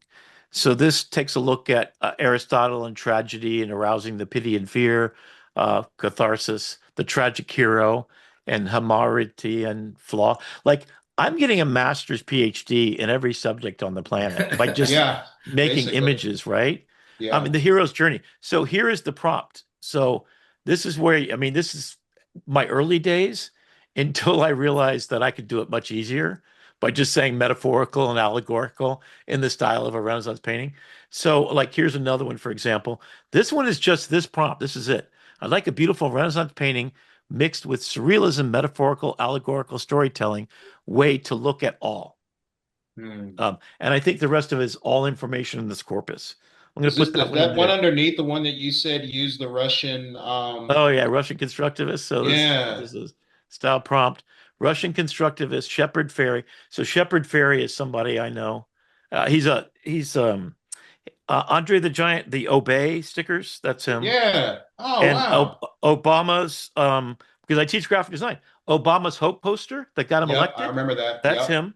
And he got sued because it was made off of photograph. So I teach this all the time. So I know all these people. I know what so if you're Mm. going to talk about propaganda, you might as well use propaganda posters, right? Yeah, I have my And own I archive of Russian propaganda posters that oh, I've you do? downloaded Okay. from Well, yeah, you're going Internet to love Archive. That's Shepard another Fairey. huge. Shepard Fairey is an ironic twist by using it for freedom, using the Russian constructivist aesthetic Mm. to talk about obeying and say don't obey. So if the obey stickers was Andre the Giant's face and the word obey underneath it, like you have to, and it was actually the opposite. So he takes the Russian and he deconstructs it and reconstructs it with a whole new. That's what's genius about him is his conceptual thinking. Uh, So what I'm Rick, doing it. Rick, So yeah, just a second. Let me share you yes, my please. screen Oh, and with here's the you. rest of it. No, no, no, Um, no. So you can see the options for the Uh, upgrade. Okay. oh, oh, okay. okay. Yeah, Oh, yeah. okay. Yeah, yeah. Let me show you. And I think what you're telling me is to subscribe uh, to the Yeah, let's get it right Google so you don't waste the AI money. Okay. Pro. So this Yes, is the one, right? it's the one on the left. You want On the the left, Google AI Plus. this. Okay. Yeah, let me make This sure. is Okay. So you have all the this. Gemini apps, so Deep Research Pro, and you get all the stuff. The thing you get over here is Whisk. Oh, no, you got Whisk. I did the middle one I yeah, I because was I Oh, paid I'm thinking. because sorry. I Okay. remember I did There you go. it All right. was the You're first month free because I think mine kicked in January of this that's Yeah, it. year. because here I have Okay. Yeah, you're a right. You're right. thousand monthly Yeah, credit. That's it. That's This it. is That's only the 200. differentiation. yeah, And then Notebook LM, higher access to research, yeah. Gemini, Chrome. Oh, yeah, the Chrome browser, which I'll show you in a second. Okay, Yes, you is got this that one too. here, right? Yeah, You select can you that can one. download the Chrome browser and everything right now. Now, what you want to do? Oh, and then 2 terabytes of storage. So the only thing, so that next one over gives you anti-gravity. So if you're programming and you're doing project management, Yeah, then you want to go to this last one. Now, yeah. and that, Yeah, yeah, but it's I'm way not paying better. 100. I'm No, not this is paying. two hundred fifty dollars. That's like if I'm insuring a car. No, thank you. Yeah, let me take a quick screenshot of your screen there real quickly because Okay, I want to okay. make sure that I'm not giving the wrong information in the Yeah, future. it's definitely that Because middle one. I have both, but I thought there was some advantage to this one. Oh, you're doing And AI Ultra also? yeah, no, no, Nice. I'm Oh, doing No. Plus and Pro. I'm doing the oh, first okay. two, both. But I got 2 Gmail accounts, and I have a third one that's just free in case I run out of credits and everything else. Yeah. Okay, so Um, that's but the one in the but middle. the So ability to make videos. Oh, by the way, take any of your slide deck or any of your images and okay. hit make it into VO, and instantly it does it. And it's got audio and Oh, stuff like that in Gemini now too. So yeah, you're definitely going to be loving that, and This is it's such a definitely full worth it. circle moment for me because a lot of the imagery that you've been sharing that you've had it create using your metaphorical and allegorical Yeah, prompt, it reminds both of my parents were educators, and so growing up, I used to have this encyclopedia set, and yeah. it was It's like like it was like a little yellow. I don't know where they got it from, but all of the encyclopedia entries in that 12 yes, book set had these really great uniquely illustrations. and that's what it reminds me of that so much. I spent a summer selling the Encyclopedia Britannica case set. It stood about Ah, 3 foot tall, looked like R2D2. And oh each book you wow. opened up and it was like a world, That's all I in a did growing up world. was just go through That's it. those books and just look at those pictures, and then I as I knew I began, knew we were brothers, man. yeah, I'm just saying, yeah, right? yes, So absolutely. you get it and you got the context for why this is so valuable. I mean, I am just voraciously to the cost of my own health. just trying to explore the possibilities. It's like I'm a kid in a candy store with knowledge and curiosity is my driver, you know? And I Yeah. think the probably the most important thing that we can take away from all this as educators is, you know, how do we get students so excited like me? How do you do that, right? So this is an entire thing about give me a George Orwell 1984 propaganda poster from Russian constructivists and Chinese visual heroic figures in a battle Wow. for truth and justice and Facebook pulling the strings like a puppet master, right? I mean, that's just a freaking, masterclass in how to Genius. prompt this thing. Yeah. And Oh look my at what I gosh. got, you know?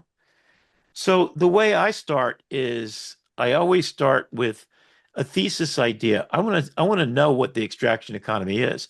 So I'll generate, in fact, going along with this is at least 70 pages worth of content. Here's the play I'm working on. This is the Oh year wow.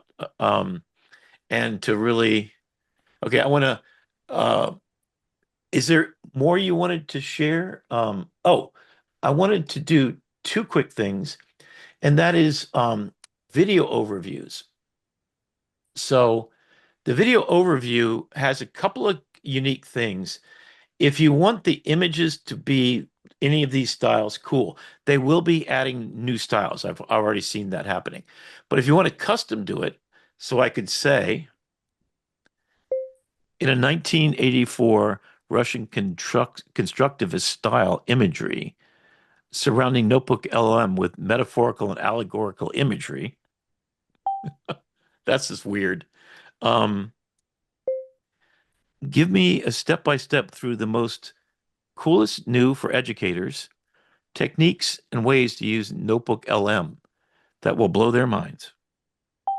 Now, all I'm doing is I'm directing the two people that are about to speak in a podcast that I'm going to make. I'll show Mhm. you an example of one. And then what I'm also going to do here is audio overview.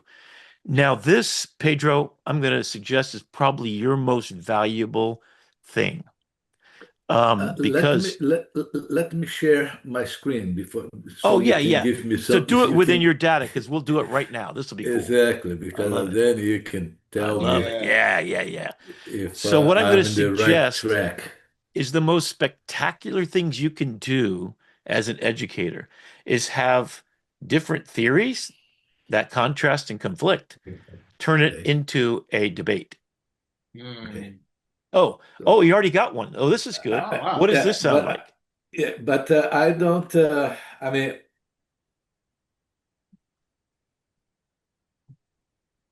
Oh, are you sharing your Your audio. audio? Yeah. Stop sharing. And then when you go to share, click on can the share sound. You're not getting any sound.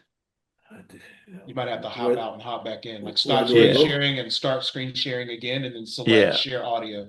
It's not in there. You have to No, no, completely, no. Oh, In Zoom, just take yourself off the share for a yeah, second. stop sharing uh, and then share again, and then designate that you want to share audio. Yeah, at the oh, bottom of your screen, when you hit share button, it'll actually okay. say audio. You see a little button? That is shared sound. Mhm. There you go. Yeah, That's it. And you can also improve video somewhat there too, because yeah. it's going to cache it Okay, locally. perfect, perfect, perfect. And it's Uh, 1 o'clock in case anybody cares. I'm having no, too much fun. I me yeah, too. I never even thought about the Yeah. time. Just FYI. Yeah, I mean, this is going to be a game changer for you, Oh, Pedro, because Oh yes. man, this is All you right, have no let's idea. dive into the huge okay, here we questions go. that have driven philosophy for thousands of years. See, philosophy isn't about obscure words. It's about the real problems we all have to face. Thinkers throughout history have wrestled with these exact same challenges, creating one big, continuous debate. Okay, so let's dive in and break down each one of these great problems. Ooh, First up, the problem of knowledge. How can we be so sure that we know anything at all? This one big question split early thinkers into two camps with totally different ways of finding truth. So, Plato argued for using pure reason, while Aristotle was all about observing the world around him. More recently, thinkers like Wittgenstein saw philosophy as a way to untangle the language puzzles You that can trap go full us. screen, the But look, bottom, these aren't just right? academic questions. We Nope, bump into bottom them in our right daily there. lives. Okay, next up, There it the is. problem of reality. What's truly out there beyond just our own perceptions. Think about it. Our senses can totally deceive us. So what is the ultimate nature of reality? I mean, our senses are so limited. A bee sees ultraviolet light that's completely invisible to us. So what does that make me? Am I just this body, or is there, you know, something more? And that brings us right to the problem of conduct. How should a person live their life? Is there really an objective good life? Or is it all just, a matter of taste? Some say moral truths are real, and we can figure them out. Skeptics? They say it's all just opinion. And these aren't just abstract ideas. Think about it. Why be courageous or good when no one's watching? And finally, when our personal ideas of good clash, we run into the problem of governance. Every community has to figure out its laws, its leaders, its whole basis of authority. Plato explored this by looking at the state as a person, just, writ large. For Plato, a just state has all its parts in harmony, just like a well-balanced soul. Socrates understood that these problems, knowledge, conduct, governance, they're all deeply interconnected. And this quote really says it all. For Socrates, self-examination isn't a hobby, it's essential. These ancient questions are still with us today. So how will you live your examined life? All right. Beautiful. So Rick, could Perfect. he take this video and then re-prompt it with what you were sharing as far as the different Yeah, so allegory, metaphors there's and Yes. there's allegorical? there's Joe two prompt. parts to this. So get really deep with me, Pedro. If you Okay. want better visuals, now I would Yes. suggest in this case, the cognitive load is the rich information. I would Okay. leave it minimalist. But Okay. so go and show the prompt and see where. So what I would look in this case is concentrate on the big philosophical questions, the problem of knowledge, the Can problem he of do it? reality. Can we do it like live? Can he Yeah, let's copy do it that live. So and create copy it Okay. that, a and I'm version? going Okay. to vibe prompt you into genius level. Nice. So what? Let me Okay. have a short conversation with you for just a second, Pedro. Okay. Tell me in natural words how this relates to them now. How could I contextualize that philosophical thinking that you just were looking for, but in the modern day world? Well, you see, I see the students that we receive so involved in material things, involved in themselves and their own lives, that they forget that there is a real world out there where we interact and we have responsibilities Yes. to and from, and that they don't. I mean, it's like they live in their individual bubbles, Oh, okay. in the We're going playing to blow video this up. games. You're going to freak out, Pedro, Yeah. because I'm going to give you exactly what to put in there. I wish I could actually type it for you, but so here's my thought. Okay. Well, you could type it in. Well, no, we can't copy from the chat. I've been trying to Well, you copy could, the. so go up to audio, video Video. overview, Okay. right? There we go. And then let's first hit custom for the style, the visual style. Nice. That's the Okay. pencil at in the middle, right above. There you go. And we're going to put it in a modern day Oh, humans in Greco-Roman style visualizations, photographic quality. Wow. hold on. You see where I'm going with this? Yes, I see exactly where you're going with this. So here's okay. So go down to the next box. So you scroll up a little bit. Oh, put photographic quality. So we're gonna have that modern soccer player appear all of a sudden, right? You get it? Okay. So then we go down to the question is, so here's my ask, Pedro. Actually, have him correct those. Yeah, yeah, yeah. Yeah, yeah. There we go. Okay, that's perfect. Now go down to the next part. Oh, you've got Grammarly installed. Cool, perfect. Yeah, yeah. Does Broward College give that to you, or you have it your own? No, I have on my own. Okay. Um, So now, so we go down to the next box. You have to scroll down a little bit. You're going to get the actual prompt. And here's what we're doing. Scroll Um, down to prompt. Let me see. explain what is the actual philosophies that we're doing Mhm. here? Here. Um, responsibility and morals. What's the correct pedagogical way to talk about this? I want the students to be able to live their individual bubble life and to go into a more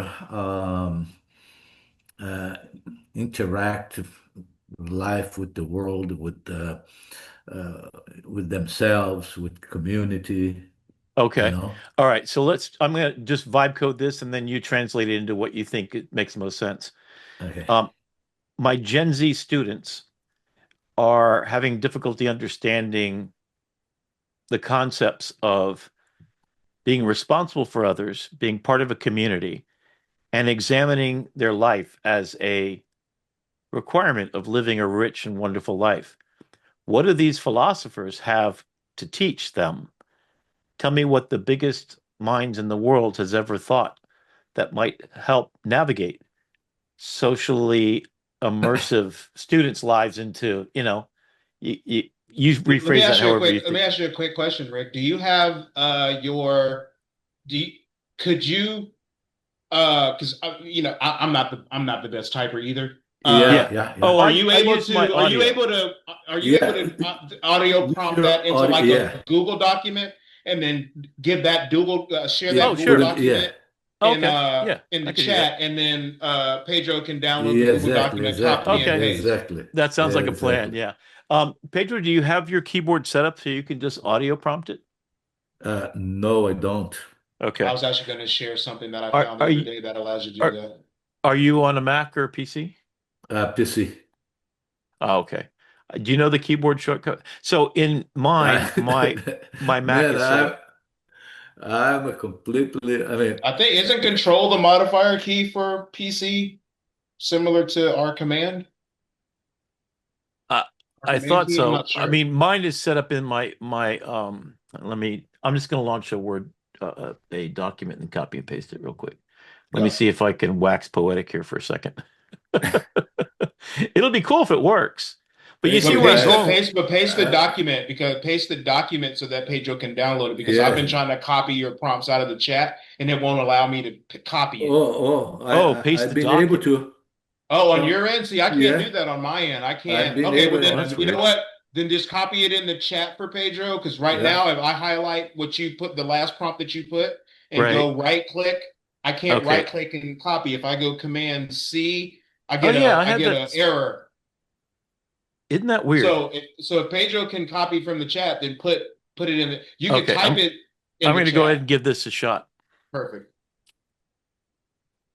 I'd like you to direct the conversation to Gen Z students that I have teaching philosophy.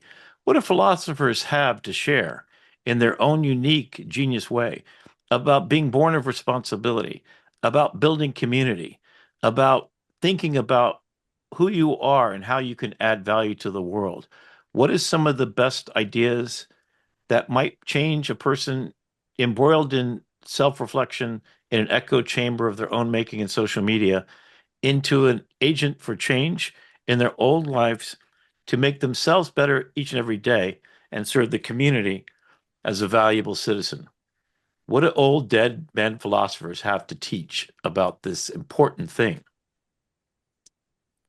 Well, there's a crazy little vibe prompt. I got no idea if it'll work, That was but awesome. if it does, yeah. And I just Okay, found so I'm out gonna I'm put it in not able there. to copy because I'm not Yeah, I using think uh I'm not be able to copy either. Let me see.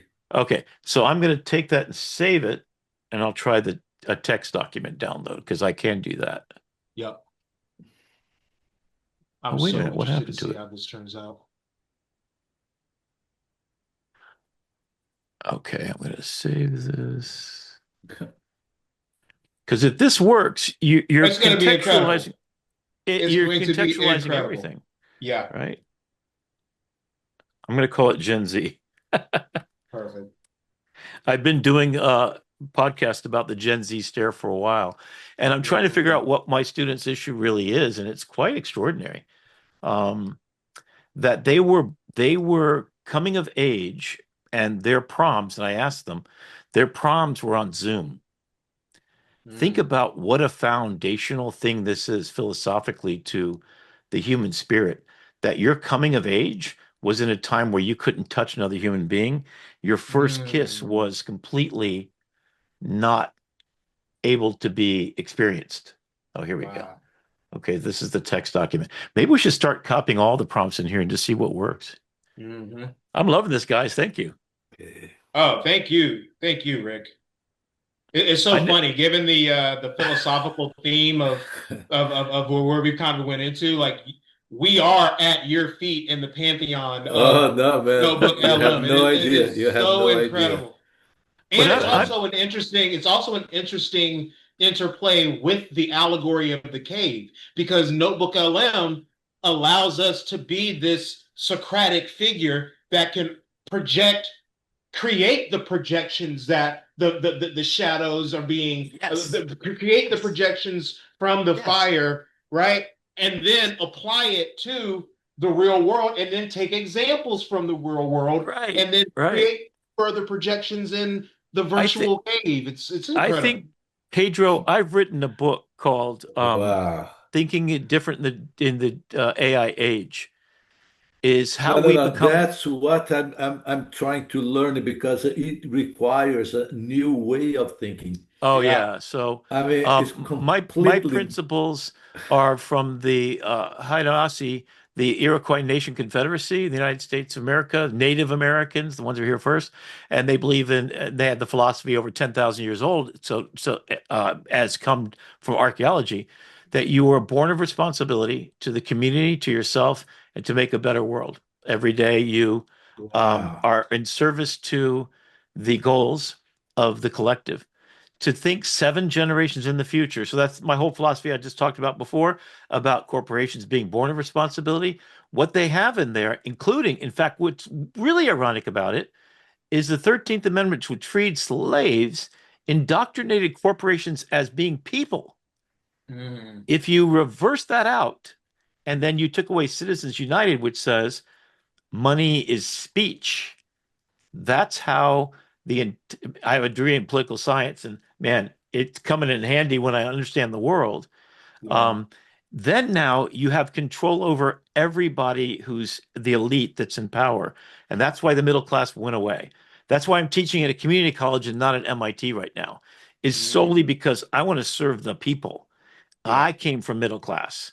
I want to make that richer and stronger because the rich people got their own, rite of passage and nonsense. And anyway, So is that the prompt that? yeah, it looks. Yeah. Well, no, no, Oh no. wait, Somehow it copied that's the wrong all one. the other prompts. So Yeah, that's the Mark Zuckerberg one. No, we don't want that one. yeah, we Wait, you want the got the wrong last one. one. No, that's what you sent me in the Oh, did I? Gen. Okay, I'm sorry. Hang on. Let me do it again. Okay, quiet for just a second. I want you to do a podcast about the Gen Z students that I have. I'm teaching philosophy. What can you tell the Gen Z students about the greatest minds of all time in philosophy that will come to bear in their social media echo chambers that they're encountering right now?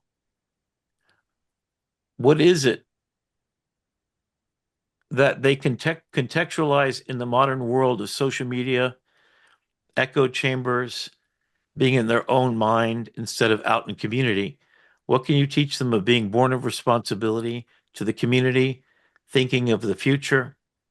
Give them a scope and a sense of belonging in a world that is taking from them. What can solace can they bring from the greatest minds on earth about the philosophy of living, especially the corpus of data here? Name the philosophers who have something to say about this new world. Okay, now let me try again. I'm going to try. Were you able to copy and paste? I realize. Okay, so let me see if this works. Just Pedro, when you copy and paste it, make sure you change podcast to video. because I don't know if that'll throw the algorithm off. Because you're in video Yeah, yeah, over. yeah, You yeah. see I what I'm saying? see. I see. I see. I see. Okay. I see. Okay. Yeah, but Okay, so that let's one, and see. then I'm going to, yeah, I'll put the Yeah. text Uh, document in there. Sorry about that. I realized that it copied my last prompt and not the first one. Okay, so that should be okay. good. Let's see if that works. This will be fascinating. I know. I'm so excited. So I'm trying to think of where else this applies besides philosophy, but pretty much everywhere. Everywhere. Um, Especially, there's 30% of students at Broward College, or 15 maybe, fail to get a degree because of the math class requirement. Mm. Did you Yeah, ever have a teacher? I always sucked at math. My parents paid for tutors. I There's struggled. nobody. There's nobody. I think that they should change it for applied math to Mm. life, investments, put Interesting. 10% of your all your money. So my dad's wisest thing is he said, take 15% of your paycheck, just put it into stocks and leave it alone. So number one was 15% of everything you make. When you get a raise, put all of it in, Mm. you know, and then take it out at certain points in your life. Put it in an annuity that is in the stock market, but you can move it around in case the economy goes bad, right? Don't touch it though every 10 years because, from 1929 on, it's been always up, right? Mm. And the second thing was your only job for the rest of your life is solve the problems your boss has before they know they have them. Mm. That's it. Went to work at McDonald's. It's a true story, right? This is really deep. It's deep and small. It's the seed that makes an explosion happen in your head. Went to work at McDonald's. A whole busload, three buses actually, 110 marching band students come into McDonald's. My first day on the job. And so my boss went to the bathroom right after they left. I went out and cleaned up the whole front thing. He comes out like, "Oh my God." And I was employee of the month. Then I became Uh-huh. employee of the year just off the one thing that says Uh-huh. solve the Uh-huh. problems your boss don't even know he has yet, Yeah. right? And then when you become the boss, get those people around you that know how to solve problems and add value to your life. And then here's the life philosophy off of all that. That is, be born of responsibility, always giving love to everybody. There is no proprietary nature to giving. It Mm. is something it expands you and makes you a better version. Every day, wake up. How can I be a better version of myself to every people in my life? Then do that for your community, I have a 3-layer cake for those in your family that you call family close to you, for those in your community, all the professors at Broward College, for those in the world. So be born to solve the problems of the world. And then decide what your ikigai is, what your unique quality of me is. Take that quality of me, which is a designer, a photographer, an illustrator, a thinker, and put them to best use by spending 10,000 hours of your time to be the best at that you can possibly be. And the rest of your life, you'll be able to sleep beautifully at night. The money will come because you'll find the way that your skills align to your need to survive, and people will know you as someone as an honorable person. I mean, this is a philosophy of life, Pedro, right? Yeah, yeah, I mean, like that. everybody's been speaking about this. In fact, your prompt that you're just entered in now is Exactly. speaking to that born of responsibility. I have students coming to my class that say, teach me, meaning Yeah, yeah. that they own me, and my job is to put it in their head Exactly, without having exactly, any effort. And so exactly. I have them sign a paper. And there's two things on the paper. Number one, it says, you're born of responsibility to this class. You show up on time, you get your work done as directed, you go by the syllabus. You read the syllabus. You know what's due next. You don't have to ask me. It's on the syllabus. It's never something I should ever have to say. Number three, you're born to ask questions, to be inquisitive, curious, to seek knowledge on your own, to become an agent of your own change making, because it's your life. I am Gandalf, and I'm going to put in your way. I'm going to pack some ideas, some maps that'll take you on a couple of ways that I know are a straighter line to your North Star, but it's your North Star, and I'm not going to be there for that. It's your tree. I'm just planting the seed. You're the one that has to put in the 10,000 hours. You're the one that deferred all of the money that you could have been making in the last 2 years to come pay us at Broward College to get the education that you were born to pursue on your own. It's your journey, not mine. But all I can be is the best version of myself so I can be the guide on the side. And I will put problems in your way on purpose because Mm. through making mistakes, I will watch you and celebrate your mistake because that's where we learn. That's where we break our vessel, we do bad for someone else, and we fix it. We No. fall down seven and we get up to eighth. Yeah. That's it. And that's Hey Joe, Japanese keep philosophy, sharing because I right? want to see when this thing Yeah, yeah, no, no, when this it's thing. still, It's no, I'm cooking. gonna It's show you. cooking. All right. You're gonna get it. You're I gonna want to take see a this. look. I want to No, see the no, no. steam. I want to see the water percolate. Oh, you wanna see You know, so this is a really cool thing. So I've been talking about Okay, Debussy said okay, it's the okay, space okay, between notes where life happens. And Yes. then I was talking about Miles Davis, and Miles Davis is the anticipation of the next note. So dun dun dun Da, dun, right? And that's where it happens, right? That's when yeah. you sit with Yeah, yourself and you okay, come to peace and said, okay. what have I done good? What have I done bad? So this is Yeah. what Okay. he's talking about. He's talking about philosophers. What have you done Yeah. good? What have you done bad for the good of your country? So my dad, and here's one last story from my dad, right? He's in the military. We're in Greece. He was in charge of Japan, putting up nuclear defense system for Japan. He was in Wow. charge in Greece in the 1960s. Remember, we took our nukes out of Turkey because of the Yeah. Cuban Missile Crisis? That was my dad who did it. Guess where he put them? Wow. Athens, Greece. We were there in Wow. 1969 when they overthrew the government. The colonels got together, kicked the king and the president out. The entire time we were there, he was protecting the nukes that were up in a mountain. He had to kill a bunch of people when they took over. Anyway, long Wow. story short, so he Wow. would come, so we would drive hour and a half past the Parthenon every morning on the way to school for 4 years. Okay. I'm in Wow. elementary school and yeah, elementary Yeah. school. So I'm like 10 years old when we left there. So 69. Yeah, 10 years old. So then he would come home late, because he was up in the mountains protecting the nukes, and I was there going to school at Erskine Catholic school, right, with the nuns rapping you on the list. And anyway, long story short, he said this repeated question: "What did you do for the good of your country today?" Mm. And I was like befuddled. It's like, I, you know, and he said, "I'll ask tomorrow." 5 days in a row, he asked it, and finally, I said this. I said, I went to school and I learned some really cool stuff. Let me tell you about science that I learned. And I made a bunch of Uh, friends. And he hugged me really tight and he said, uh, that's where you are. And that's exactly what you did for the good of your country. uh, Wow. So I tell my students this. I said, you're a designer. You're designing experiences for other people. And the thing is, you're fixing the problems that they have. So I tell them, fix homelessness. I told my immigrant students that were worried about becoming citizens from Argentina because they had to flee their country. And I said, let's fix it. And we made an app called Hello USA. Hello USA is like a pizza app. You watch your progress towards citizenship. Inside, you got an AI built in that teaches you English, tells you all the timeline. And hopefully, the federal government says, let's be transparent. You're at this stage and you have to go to here. Built in is frequently asked questions. Do I have to get my kids vaccinated? Where do I go to school? And then you have a community building app inside of it. Everybody who's immigrated, now you reach back and you pay it back. You pay it forward so that they're basically looking at timeline. The pizza's in the oven. The pizza's in Pedro's car.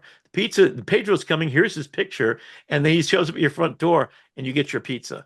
That's immigration.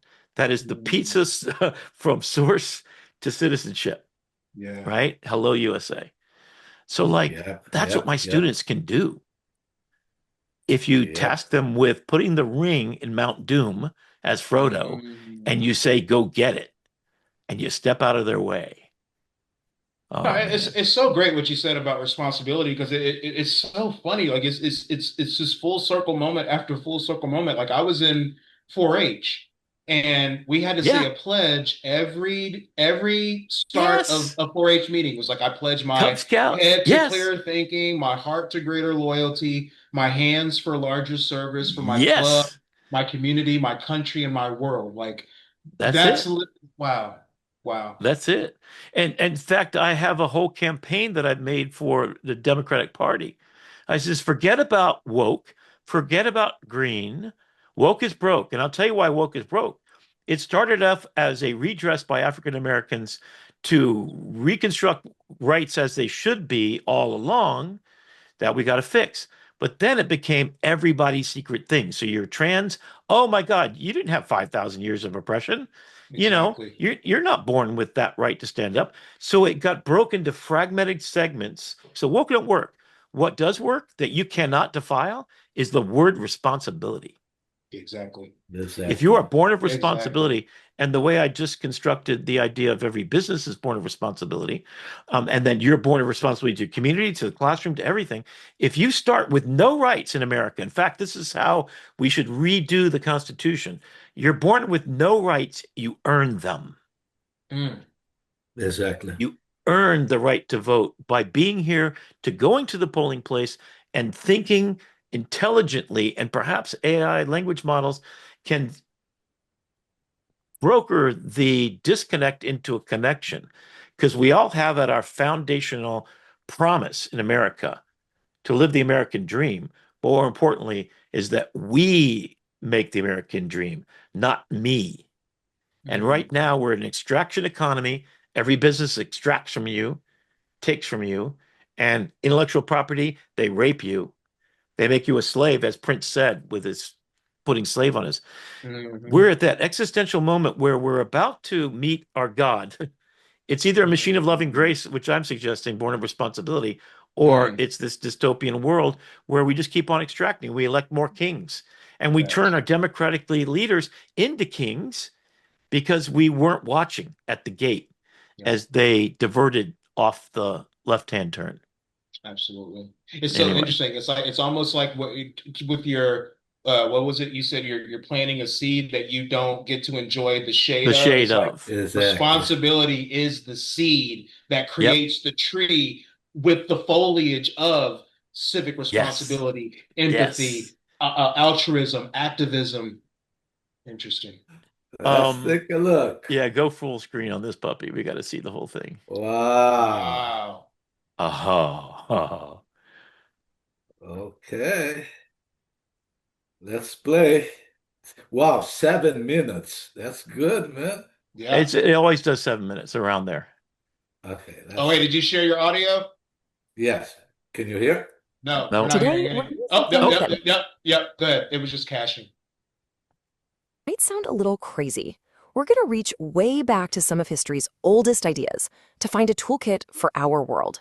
You know, this hyper-connected but weirdly isolating digital life we're all living. So let's just get the big question out of the way right now. With everything going on in the world, does it make any sense to spend our time studying philosophy? I mean, really, what could some ancient thinker possibly have to say about your social media feed, your notifications, or the latest viral trend? Does any of it actually matter anymore? And you know what? That's a totally fair question. look at Because this. Gilbert, sometimes it that's so feels like our cool. lives are already mapped out for us. Maybe not by some supercomputer in a cartoon, but by algorithms, right? Algorithms that predict what we're going to watch, what we're going to buy, and maybe even what we're going to think. And that right there, No that's free a will. huge philosophical problem that is more relevant today than maybe ever before. Which leads us perfectly into our first section. We're calling it Trapped in the Feed, because we're going to dive into how this whole social media echo chamber thing, it's really just a modern version of a very, very old philosophical trap. You know, Einstein actually put this feeling into words perfectly. He wondered if some higher being watching us would just smile at our illusion that we're acting on our own free will. And when you're online, you have to ask yourself that, right? Are you really making your own choices, or are you just following a path that's been carefully curated for you by forces you can't even see? It's like the ultimate modern illusion of free will. And this cartoon just nails the problem, doesn't it? It's this so-called illusion of free choice. Think about it. If the algorithm only gives you paths that lead to the exact same place, more engagement, more outrage, more stuff to buy, how much choice do you really have? You can go left, you can go right, but you end up in the same slaughterhouse either way. And when we get stuck in these feeds that are curated just for us, our world starts to look, well, it starts to look a lot like what the philosopher Thomas Hobbes described centuries ago, a landscape of just pure self-interest, where we're all basically competing for attention inside our own little bubbles. It becomes, as he put it, a war of everyone against everyone. Okay, so how do we break free from this? Well, let's jump into our second section. We're going to look at the very first tool that philosophy hands us, the courage to question, well, everything. And this is where a guy like Socrates comes in. He had the solution. He said, I can't teach anybody anything. I can only make them think. See, philosophy isn't about just handing you a new set of beliefs to follow. It's about getting you to think for yourself, to question the feed, to question the algorithm, and, this is the most important part, to question yourself. And that is the absolute core of what philosophers call the examined life. It's about making a choice, the choice to stop being just a passive consumer, just endlessly scrolling through stuff, and to start actively making sense of it all. It's the huge difference between just reacting to what's thrown at you and actually reflecting on it. Okay, and here's the absolute key. Philosophy demands that we Wow. challenge That's not just the nice, world huh? around us, but our Yeah. own cherished certainties. The ideas we hold the closest, the ones we're sure are right. That kind of self-criticism, that is the ultimate echo chamber destroyer. So once we start questioning that isolated little world inside our feed, we start to realize, something's missing. Which brings us to our third section, where we'll see what ancient wisdom has to say about our fundamental, very human need for connection. So here we have one of the great debates in all of philosophy.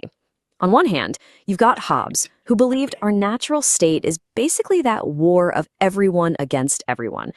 But on the other hand, you have Aristotle, who argued something completely different, that we are, by our very nature, social animals, that we have this deep-seated need to live in the company of others.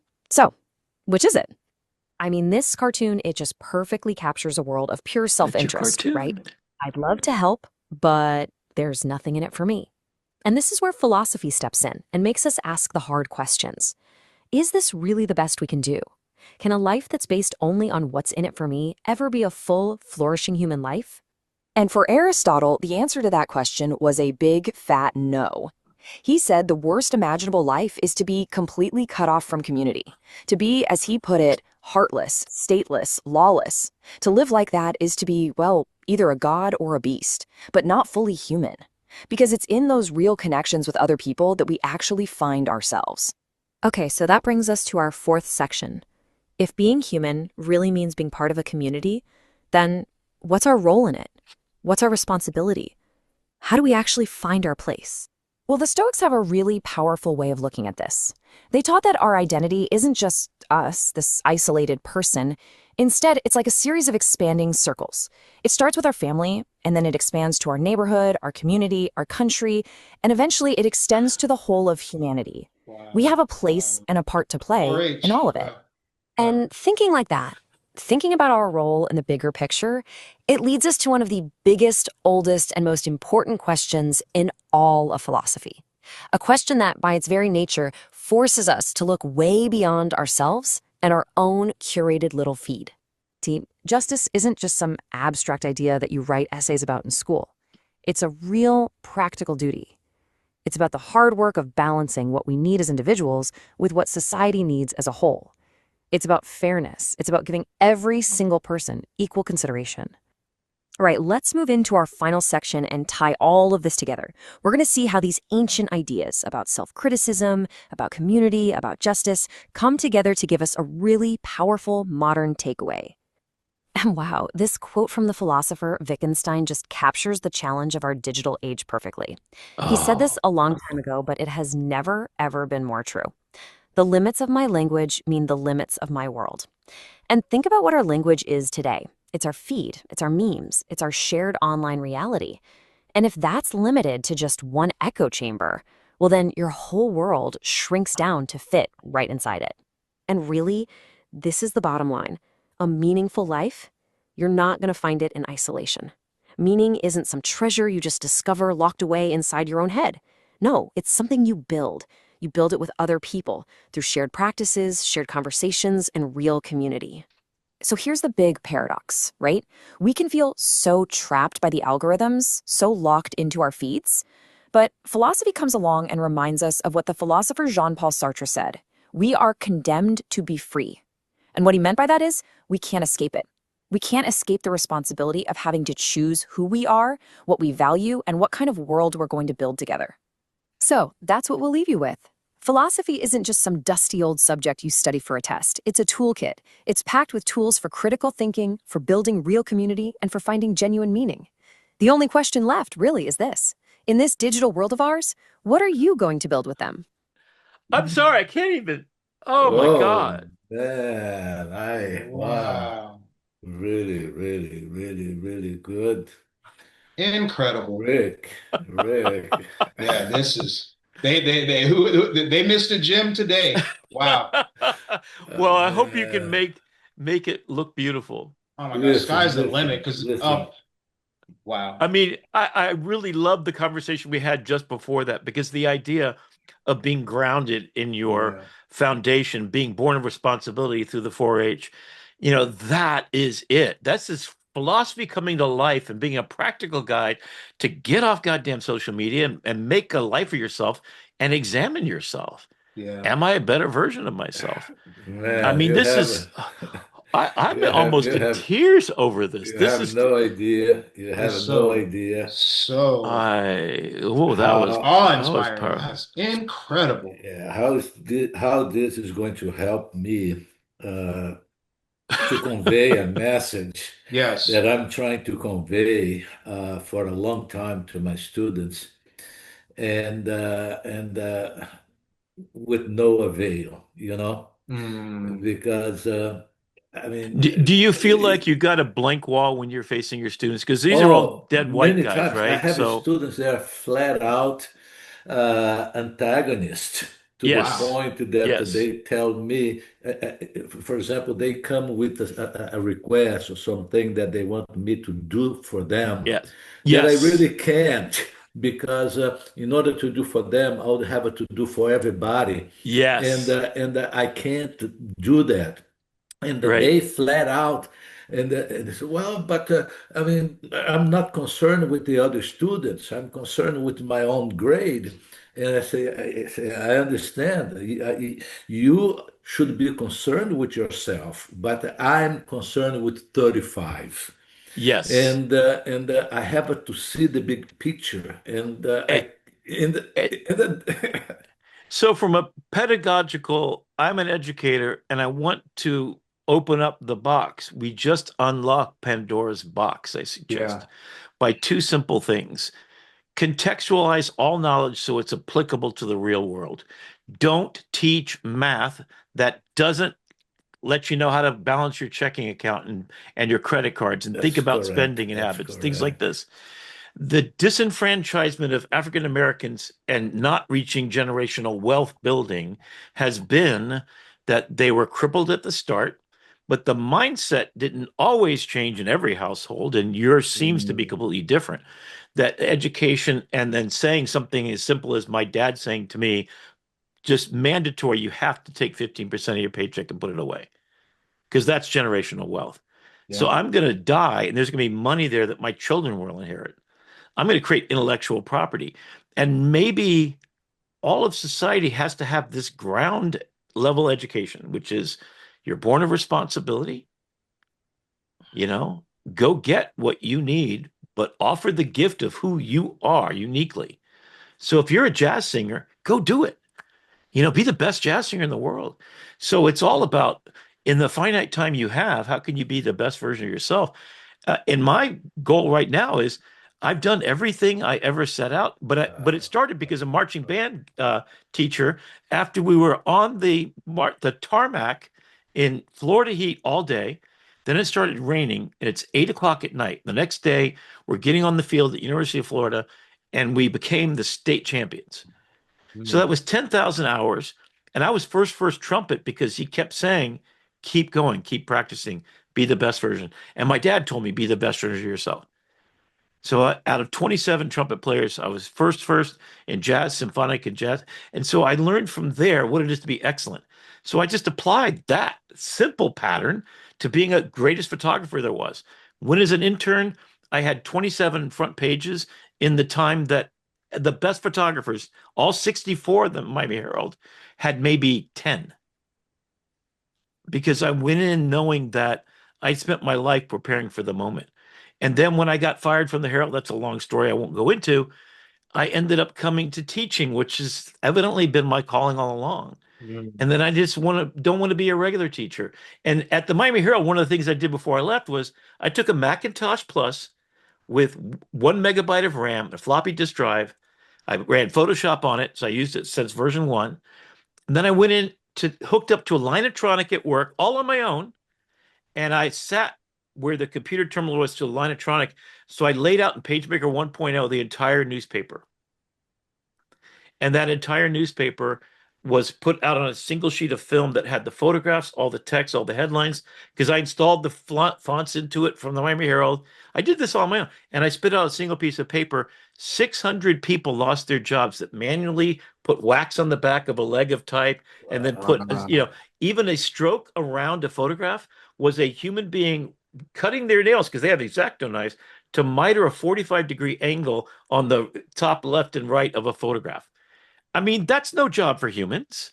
Yeah. So I saw the transformation that the digital age did. I saw the iPhone. I saw, so when I didn't see television till I was 10 years old, and I watched Neil Armstrong land on the moon. Other Wow. than seeing Lassie in Germany and Greece, and seeing puppets on TV in Japan as a kid, momentarily, because they didn't let me do that, right? So then I became a couch potato, and I've been watching TV ever since. Now I'm on to YouTube because that's the fount of knowledge for me. Absolutely. I mean, the compression of quick, information. So here's the other thing that I'll say to you, Pedro. Start curating the best ideas on YouTube videos. Go back and load up Joseph Campbell's, right? So I did a whole thing on that.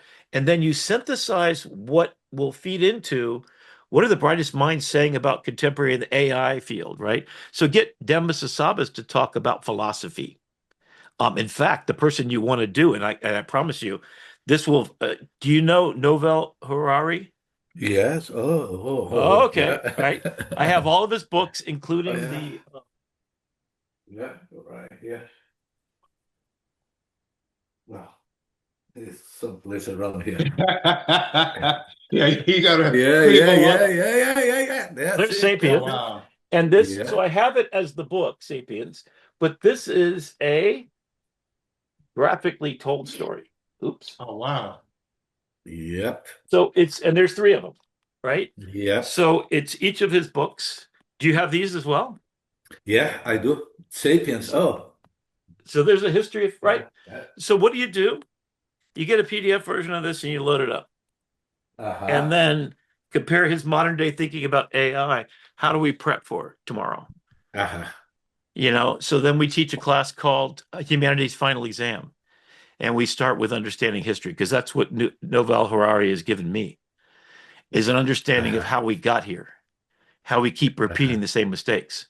Uh-huh. Uh-huh. So my play, which is called The Year Without Summer, um, is that. So now you know how to fish, Pedro. What do you think? Yeah, yeah, yeah, yeah. Yeah, I might have to show my book. Somebody gave me a book for free in a trade in a consignment shop. So I've been reading this, Oh, all of them yeah, yeah, yeah, man. advertising, and then this is He's from the guy. my dad's library. I see this all the time growing up on the shelf. Oh, yeah. Oh, Oh, yeah, yeah, fabulous. yeah, yeah, yeah, yeah, yeah, Oh, yeah, very yeah. cool. Very And cool. interesting, another full circle. I also was in marching band and played trumpet in middle school and high school. No way. Yeah, Oh Jefferson County man. High School. Yep, You're a brother of a different mother, man. I gotta say absolutely. it. I gotta say it. So yeah, Pedro, what I was suggesting to you is if you were to go on and ask ChatGPT or Gemini, if you ask Gemini, now you got the pro account, right? Yeah. You ask it to give me the most interesting contemporary thinkers on philosophy. Okay. Tell me how they connect to other philosophers. So you're going to make a very complex prompt for your Okay. sake. Give me a visible link at the end of each of the citations of where you got the information from. So you're going to have that document. At the very end, give me 10 at a time, let's say, so you can review them. And then what you're going to say is on YouTube, if you want to go that way, you could do this Okay. Of course. with, No, of course. Yeah. right? Um, And then at the end of the document, tell it, I need the URLs, just the URLs, no, nothing else. Hit return carriage after each one, put the next one in. So you can copy and paste that into NotebookLM. Do you want me to show you what I mean by that? No, I know what you mean. You know what I'm saying, You right? showed in the Oh, lecture. that's Yeah, right. Yeah, yeah, yeah. yeah, yeah. So then you're ingesting 10 at a time, Uh-huh, and you've uh-huh, curated it on the way in the door. So the source is not junk. And if you want uh-huh, to, sit there and watch them all if you want to, or uh-huh. when you go to YouTube and you're looking at them, oh, let me share this part because I think this is Okay, foundational to the idea that we're talking about here. So I'm going to switch over to my Chrome browser. okay. So here's my Chrome browser. So I'm just going to go to YouTube. When you're in the Chrome browser with Gemini in the top right-hand corner, you can't really see it. It's a little button in the far right. Just update it, right? Okay. So here we go. Oh, infographics guide. Here we go. So I want to watch this, right? One So of the as I'm reasons I sitting, love Google Notebook LM and Gemini is their phenomenal right. So here's the lesson that I want to do. Guess what it says over here in the bottom right? It says, this is Gemini that's sitting right there, and it can take control. Outline the video's key points. Just click on that button. It's going to watch this video. It's actually copying and pasting the transcripts. And this is Gemini running on the right. And then I've got a Wow, document. Okay. wow. Okay. So as if that's not cool enough, it shows me prompt engineering. Let me see. Yeah, prompt engineering. Let's watch that part. It's going to load it up to 4 minutes and 9 seconds in. need to be considering the format, the different icons, what's going to be included. You want the information to be in there. So what we're doing here is we're front loading and we're giving that information there in the first place. And then from there, we are asking it to use what's called Nano Banana to do that. So here then, So there you go, right? So then two other things you can do here is you can export it. I don't know if you can see this, but it's three Yeah, dots yeah. in, right? And you can export it to docs or draft an email if you want to. Export to docs basically creates a doc. You can see it creating at the very bottom, open in docs. Now I'm in my Google Drive and I could say, I want to keep this and I can move this file anywhere. And I could go in here and I could say, I'm going to hit return or whatever you want to do. So this is a fully editable thing with all the links. So you can give this to a student. They can go to this minute, and open up that link. So there's your citation, and there is the part within it. You got me? So you got a Yeah. living document you can share with anybody via your Google Drive. You can then, in NotebookLM, now that you've got in Gemini, here's the bizarre part is you can have it look at all your tabs. All right, let me take you to a little bit different place. Let's see. So in Gemini, I'm going to open up Gemini just to show you the round trip. So it also you could just go to your YouTube account. So I'm just going to load up YouTube. And I'm going to ask over here as a new prompt, find the modern philosophers, the ones that speak about artificial intelligence and its relationship to the history of philosophy. Who are the greatest thinkers in YouTube videos that you can find? Give me 5 YouTube videos with the link visible, and then at the bottom, and describe what those 5 philosophers in their YouTube videos, and they have to be ones within the AI age whose topic they're speaking about is existentially what AI is as in terms of philosophical frameworks. We want to include Yuval Noah Harari, especially. Find the best videos about him, including 10 total by Noah Harari. Make it into a list of URLs at the very end of the document after you described each of these. That is the all of the URLs as just plain URL links. Return carriage after each one so I can copy and paste them into Google Notebook LM. Okay, this is a master prompt here. Sometimes it works perfectly first time. So it's now looking at YouTube. Now, what it can actually do, and I'll show you in a second. So here they are. There's Murray Shannon. I don't know if you know these people. I'm going to copy and paste this into our folder. And there you go. And there's all the links. So you can see them right Wow. there. Wow. All right. Yeah. So how long did that take? So now what I'm going to do is I'm going to create a brand new notebook, copy, create a notebook. And in fact, I could tell it to then open Google Notebook LM and start a new one.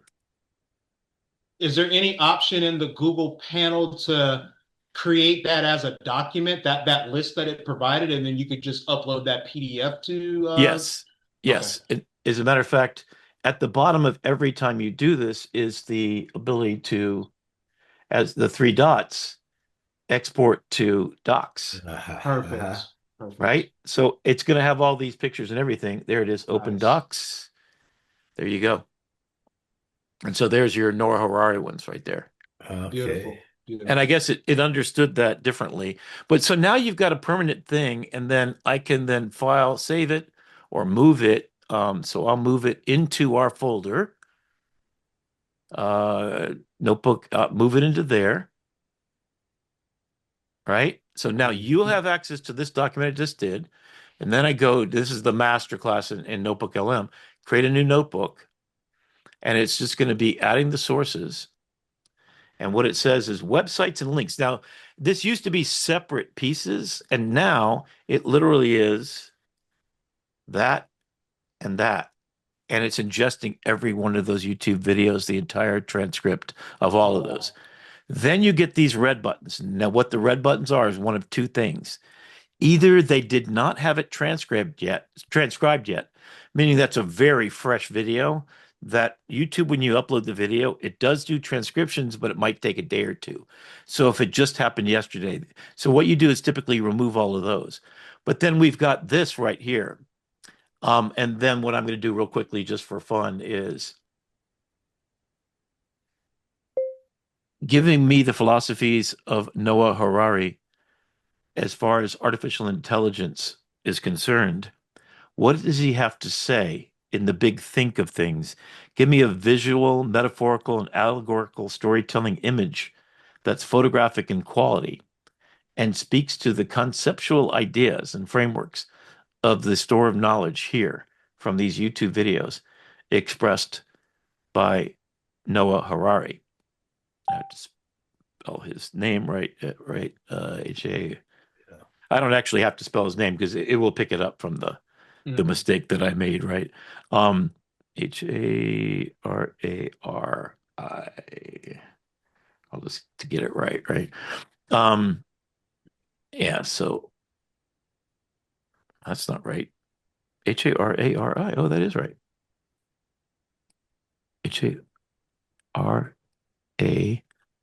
Harari. Why doesn't it want to do that? Oh, it keeps going back. Anyway, you get the idea. So let's see if this works. And then, so that's basically been our thing we've learned today is that um, you could just think about the context and what you want to deliver, and then it will go through this. Now, each of these you could just watch right here, or you can actually, and then here's a summary. So every ingestion not only is a summary that you can understand, um, it functions as a sophisticated immigrant of the mind that can produce original thoughts and potentially displace human authority in a word-based systems. While humans remain unique in claim to nonverbal feelings and physical experiences, Harari warns that defining ourselves solely through logic and language makes us vulnerable to an identity crisis. Yeah, you get it. Whoa. I Yeah. just grokked the world, right? And if you don't know the word grok, it means to so deeply understand something that you become the thing itself. Mm. And that's a reference to the word grok used by uh, uh, Elon Musk in their large language model Yeah. comes from that science fiction story where I'm trying to remember his name right now. Um, Mencken basically, I forget his name, but the author that wrote about visiting a foreign Mars, basically, and talking to an alien. He was trying to explain something, and that humans didn't have a name for, which is to so deeply understand something. So the word was grok. So to grok something is a kind of a slang being used for those kind of cool AI people these days. So now you can take that away when you're having conversations with smart AI informed people, that they you want to grok it. So you want to spend some time grokking that idea. So we just grok the hell out of philosophy today, I think you'd Yeah. suggest, Uh, right? uh, uh, uh, Rick, Yeah. I'm gonna have to leave in a few minutes, Yeah, but yeah, yeah. before doing that, I want you to tell me, let me know, what would be the next steps for our course. So once they have this, I think you could do it as a passive class. So if I put this up on on D2L the way they want me to do it, and there, if you want to, Pedro, so that others can see it, the assets I want you to put in there are an audio overview, a Okay, video overview, so download okay, those two things. okay, Your mind map, I want you to download the image of the mind map. So it's as you click on mind map, expand all okay, the nodes coming out, right? So okay, we're seeing where your knowledge tracks. okay, And what that purpose of the mind map doing it, as soon as you ingest everything, you want to ingest it and you want to look at the mind map to see where are the gaps. okay, If it doesn't mention anything about something you cover in your syllabus, so the reason to load up your syllabus is that its knowledge base is built upon that privilege. Now, there is also a way that you can prompt your whole notebook. And I'm still okay, trying to figure this out. In fact, let me try something real quick. And I believe yeah, there's a setting you can do per notebook that says, I am a educator. Here's my 16-week syllabus. Respond on everything via that 16-week syllabus. So that's the context in which you ground your truth, right? What okay, we've done is we said you picked a particular topic from week one, and we just made a video overview. All right, so let me go through the laundry list of things you're doing. An audio overview, a video okay. I have overview, it here, I think. a mind map, report. Now, what I would suggest for the reports is make the type of report you want. If it's a timeline, that's a type of report. So if you're teaching the Civil War, or when were the philosophers born timeline? Tell me about where they were born, what the context of their lifestyle was. You could actually make a report that looks at the data and pulls that out. So your report's anything you want it to be. It could be Okay, a rubric for a class assignment. okay. Well, Um, I have the report already. okay, so you Yeah, I put one have. of those in there. So one of each. Okay. Flashcards, they don't have a way to download it. You can take a You screenshot if can, you want to. I think you, Can you no, you download can those? download. I Yeah, don't those think are so. two places I think they're working on right Exactly. now, quizzes and downloads. Yeah, Right exactly. now, I don't really care about those. Infographic and slide deck, Okay. and that's it. Okay. So I really just take most interest in the audio overview. And what I would suggest for you, your next thing to do is go into audio overview and Okay. create a debate. I have it. You have it. Oh, cool. Was Yeah. it interesting to listen to? You want to very quickly. Let Okay. me just Well, so share let me this. back up and let me finish this. So basically, go through sources, collect for 16-week course. Step two, refine and do a mind map immediately so you know what you're missing. In your sources, it should include state mandated curriculum outlines, what you have to teach, your syllabi as you've been teaching it, any notebooks or books that you've done, any PowerPoints, all stuff that you have, even your private messaging. I recommend starting to record your lectures so you can just take it all in, condense it in Gemini, and then you've got your build out of how you teach. You can have it analyze it, your speech actually, to see if there's better ways you can deliver the information. Whoa. Yeah. So rewrite my syllabi could be a report. Take the syllabi I have, rewrite it, knowing all the stuff is here. Tell me where I'm missing a potential. And one of the first potential would be because the goal of this is to take a 16-week course you've been teaching for 10 years and to break it down to be a better version of that. So what Pedro's going to do is he's going to take that video we just made, and in that section where he's been teaching this, that's going to be the delivery that starts. And then he's going to say to the student, go to the GPT like Josh did, and load up all that stuff, and then ask it three profound questions that you have about Am I taking agency in my life? Am I being responsible for my destiny? Am I building life I want to? And then see if have them do a reflection paper of what they're going to do to become a better version of themselves built upon the philosophy that you just described.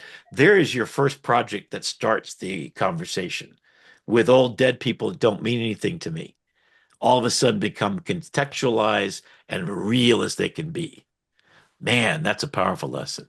If you teach that one assignment, the rest is just rinse and repeat because that's been your impediment, right? To Pedro, you've got all this knowledge. You've got the knowledge of the world. Now you have a way to synthesize it and contextualize it for them.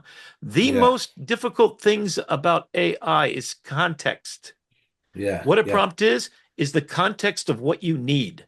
yeah, And I don't think even people realize that you're just talking about what your needs are, but to the specificity of your expertise and knowledge and background. yeah. So teachers become the greatest synthesizers of knowledge.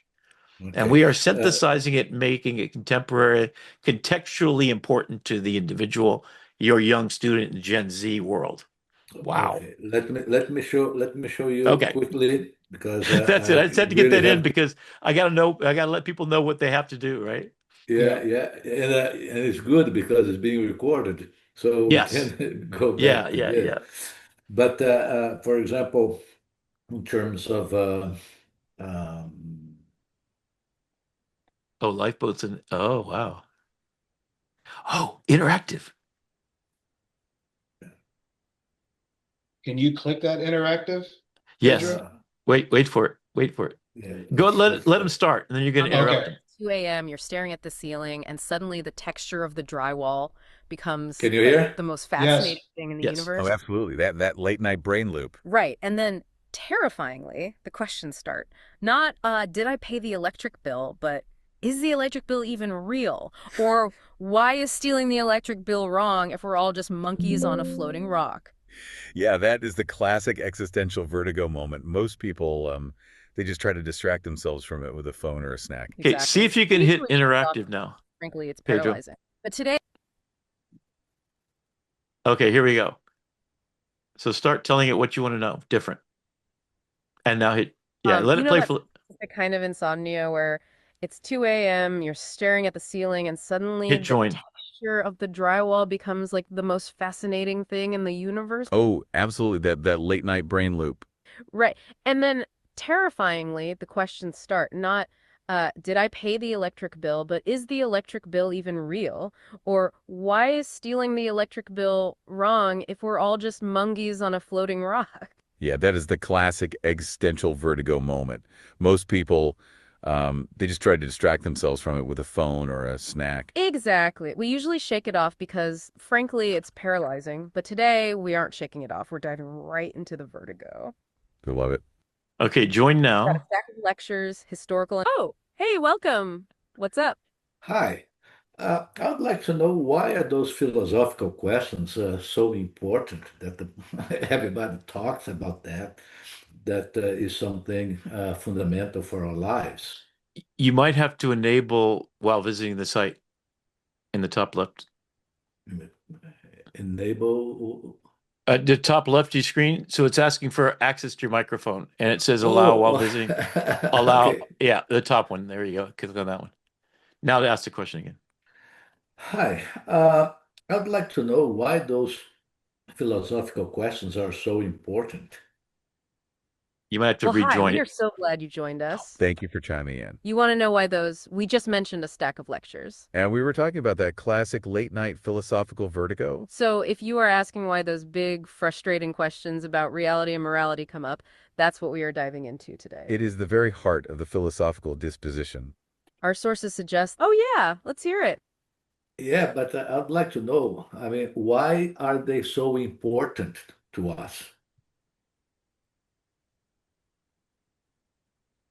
That is a phenomenal question. Why do we care so much? Okay, let's unpack this. We touched on how those questions are insistent. Our sources argue that this philosophical disposition is actually hardwired into us as rational beings. It's not a luxury. It's a necessity of the human operating system. Think back to those early humans. They had persistent questions about survival. Should we stay here? Is this a safe place? They had to tell the difference between prey and predator. The ability to categorize things and seek principles behind what they observed was key to survival. That's the core of the earliest metaphysical and ethical questions. It's practical. Also, if we look at Aristotle, he states, all men by nature desire to know. That desire for knowledge, just for its own sake, is a universal inclination. He says the evidence is the sheer delight we take in our senses, especially sight, even if it's not useful. It's the inexplicable impulse within us to acquire knowledge of the world. If we don't have a coherent, intelligible framework for our experiences, our life would be a perpetual childhood. But without the charm, as the source materials put it. So these questions are important because they determine what kind of life we have. They allow us to integrate experiences into some intelligible whole. Which is the difference between a... Rick, Wow. they are introducing new information that was not in the original debate. Why? Because it has all the knowledge you put in the sources. Oh, so I mean, You're so expanding. So you're allowing them to wade through 23 million words. So imagine in the front of your class, you have your students come up to the microphone and they get to ask their question. That's wow, that is really something. Yeah. Yeah. Yeah. So that's the Socratic. Well, and then you can go further. You can say, make a debate. So you made that audio as just an audio overview, right? Uh-huh. Okay. Wow. So go back and you can choose to make it a debate. And I think you can interrupt the debate. Now, if you can't, what you can do is formulate the two questions, ask it to, in the center chat, give me a debate question that, where it says chat, go to the middle section. Oh, you can take a look at something else. But you can go in there when you create these, interrupt them, but you can also say in the middle chat, what are two like debatable facts? Here we go. Do humans have free will? Is that a worthy debate that you would give to students? Yes, definitely. Okay. Yeah. So if you go in there and you say, when you're creating it in the studio, go to create a new, go up to the top where you can see we're going to create a new, you have to slide up. There we go. Audio overview, click on the pencil. That first choice you have. Yeah. There we go. And then it has debate in the top right. Top right, yeah. Okay. Okay. So, and then what you put in there, do humans have free will? Debate amongst, do you want to pick two people? Two are philosophers that talk about free will? Oh, that's great. Is it Nietzsche and somebody? Okay, free will. Or you can let all philosophers chime in. Yes. Yeah. The all philosophers chime in is an excellent debate. Yeah, I think so. Because then it'll pick the best ones, right? Free will.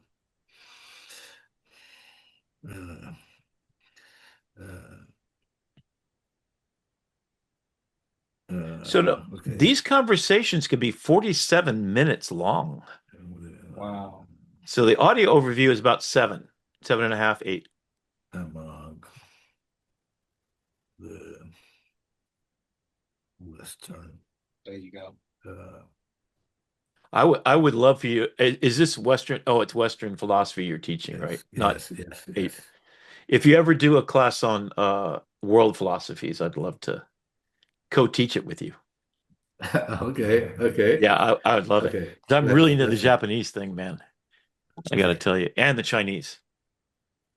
Okay, that's it. That's it. That's all you're doing. Now you're just waiting for it to cook up a new genius moment, right? It is so interesting. Right? So the interjection bit is genius. The fact that you can interject into the AI, that's incredible. Because it's no longer passive learning. If you show a slide deck to someone, they have to voluntarily dive into something they don't give a damn about.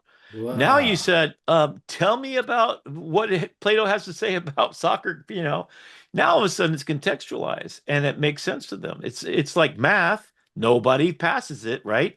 That's stopping. So you know how much money we lose Mm, because we have a requirement of a math class that 15% of all students fail to get there, so they never get to their degree. That's the only class impediment. So you're literally just unlock $100 million right there.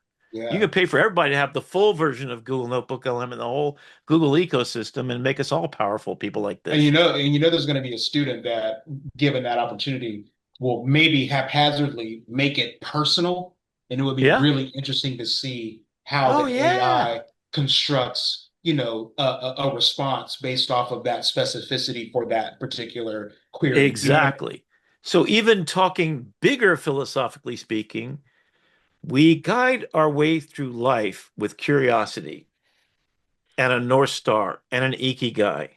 Once we align those three things, which I think is the teacher's part of the teacher's job, they may not have had in their families at home. In fact, I bring up that little idea of putting 15% of your paycheck in my class because I'm preparing them for the world where they're not going to make much money as graphic designers.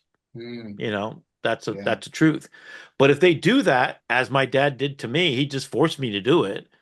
That may be something that they didn't think about, their parents didn't talk about. Well, what is an educator? Is the whole person. In fact, what I'm suggesting is by making these little things like an audio overview, I hope that they release it so that you can do it independent of the notebook world.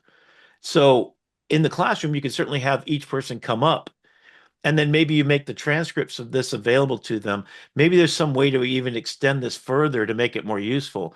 But if you could Uh-huh. go home, if you could make a debate and then come prepared next week, left side of the Uh-huh. class, you're Uh-huh. going to debate free will and you're going to say, no, no free Uh-huh. will. Uh-huh. And then write Uh-huh. a reaction Uh-huh. paper and in the modern context of your life. Do you feel Uh-huh. like you have free Yes, will? Oh, yes, I have to yes, go yes, work at yes, yes. McDonald's. I got a free will. I'm not even getting good money. I'm getting Yeah, paid to abdicate to be basically a slave to this McDonald's yeah, system. yeah, And I yeah. have to dress a certain way. I have to have my name tag on. It's like, I want a job where I don't have to wear my name tag anymore. That was one of my first things. And then also, I don't want to punch a clock ever again. When I left McDonald's, I was like, screw this. Miami Herald, I mean, I work 60 hours a week, but it's because I wanted to. We should all be born. If all jobs go away, it should be all those tasks. It should be all the slave labor ever, forevermore. It's just like, yikes. So, Yeah, it's amazing. It's really, I mean, something. oh, you know what? What I would, how good are you at D2L, Pedro? I'm good. I'm Because knowledgeable. I want to, if I made you, well, I'll deal with it later. I think Monday morning, I'm just going to ask them to extend then we got, a week off for spring break after that. So Yeah. I'll figure out a way to get it. So I want to put in a couple of things in here. What you need in the The tool. the assignments. So the assignments of what they're going to turn at the end. I think I talked about it, but I didn't really go that far about it. Oh, Sure. oh, Sure. I see, I Right. see, I And see, so I see. since I'm using Yeah, yeah, yeah. OneDrive, I want them to deliver right there. I don't know how to set it up so they can upload their files. Because what are we talking? 6, 7 documents I'm asking them to upload, and Yeah, that's it. That's all I'm asking. yeah, But if they yeah, watch this, then they're going to go back and redo all of them, which is what uh, the second session was about. It was you coming here like Pedro's just done. And it's actually better, Pedro, because instead of having 20 people I'm teaching, I teach one, and then yeah, that yeah. teaches everybody else how to fish, I right? really So they could appreciate live it. through our example here. So, Yeah. I, um, I yeah, think I this can, was the component that was missing in your yeah, PDD, because I kind of detected a little bit of antagonism from some of the comments, and I'm like, that's kind of like a glass half full yeah, perspective. It was everything about, oh well, what is it? I always say, like, it's like paradigm shifts do not recognize former or former constraints. It's like yes, yes, true. everything's in flux. So it's like I So think having something like I never good, got them to own their own aha moment, which Pedro and I exactly. have done, right? And I Yes. think that's it. So I think I might just do it over again. Now we got spring break the following week. Maybe I could make you guys instructors on the class if you want to. if you want to get in the back door of it. I think Interesting. uploading this video there would also be a thing. Um, I don't know. I just think there's something valuable here that we can ask Broward College to pay for. Mm. And, I think there's content here that every educator at Broward College, regardless, should have available to them. Okay, let's Yeah. look at the debate here because I really And have to go. and I don't see the interactivity, so I think you're just going to get a debate. Mm. I see. Yeah, But I think that'll be in the future, which would be really cool. In fact, yeah, I'm going to try to be an ambassador for Google. That'd And be my great. goal is to do exactly this. Welcome to the debate. Great to be here. So to start us off today, I want you to imagine a bus driver on a dusty, isolated road. He's stopped by a military officer holding a rifle, and the officer asks a simple but terrifying question. Are there any refugees on this bus? Right. Now, the driver knows if he says yes, they'll be dragged off and executed. If he says no, he risks his own life, but they might survive. Yeah, this is the classic refugees on the bus dilemma. It's a standard tension between utilitarian calculation, saving the many, and Kantian duty, which is telling the truth. Exactly. But beneath the ethics, there's a fundamental mechanism at work. In that split second, as the driver sweats and grips the steering wheel, is he actually making a choice? Or was the word he's about to speak, yes or no, determined before he was even born? And that is the central question. We aren't debating what he should choose today. We are debating if he can choose. Is that driver an agent of free will, or is he, a complex biological machine executing a script written by genetics, physics, and history? I am here to argue that he is an agent, that human beings possess what Plato called a golden cord of reason that allows us to transcend mere physical causality. We're not just dominoes falling in a line. And I am here to take the side of the naturalist. I'll argue that what we call free will is a compelling, even necessary illusion. The driver, the officer, and you and I are parts of the natural world. And the natural world follows laws. We don't get a magical pass just because we have a cerebral cortex. Well, let's engage with that. You view the mind as a machine. But if we look at the source material, particularly the breakdown of Plato's view, we see a distinction that Western philosophy has held on to for millennia. Plato describes us as puppets pulled by strings of iron, our appetites, our fears, our biological drives. But he says there is one string, this golden cord, which is our reason. We can pull back against the iron strings. It's a beautiful metaphor, sure, but it completely predates our understanding of biology and neuroscience. It predates it, but it anticipates the exact problem. Immanuel Kant formalized this later on. He didn't deny physics. He admitted that if you drop a human from a tower, they accelerate at 9.8 meters per second squared. We are physical objects. Right. We obey gravity. We obey gravity. But Kant argued we also inhabit an intelligible realm. When we act morally, when that bus driver decides to risk his life for total strangers, he isn't following the path of least resistance, which physics usually dictates. He is following a self-imposed law. Kant's famous axiom here is, ought implies can. Ought implies can. Let's unpack that for a second. Sure, if morality tells us we ought to save those refugees, it must be true that we can choose to do so. If we are determined machines, the word ought is gibberish. You don't tell a grandfather clock it ought to keep time better. It just does what its peers dictate. If you strip away agency, you strip away the entire foundation of our moral vocabulary. I see the trap you're setting there. You're essentially saying that without free will, morality collapses. So we must have free will. But that is an emotional argument, not a factual one. I mean, the universe is not under any obligation to make our moral vocabulary work. It is a logical deduction about the nature of human experience, not an emotional plea. Or it is a coping mechanism. Let's look at Baruch Spinoza. He offered a rebuttal to this exact sentiment centuries ago. He I asked love us to imagine Spinoza. a stone thrown through the air. If that stone suddenly woke up and gained consciousness mid-flight, it would look at its trajectory and think, I Wow. am flying because I want to fly. I am choosing this Unbelievable. path.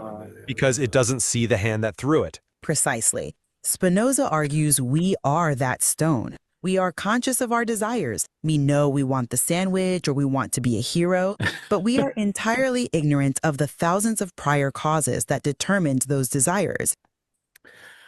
Okay, guys.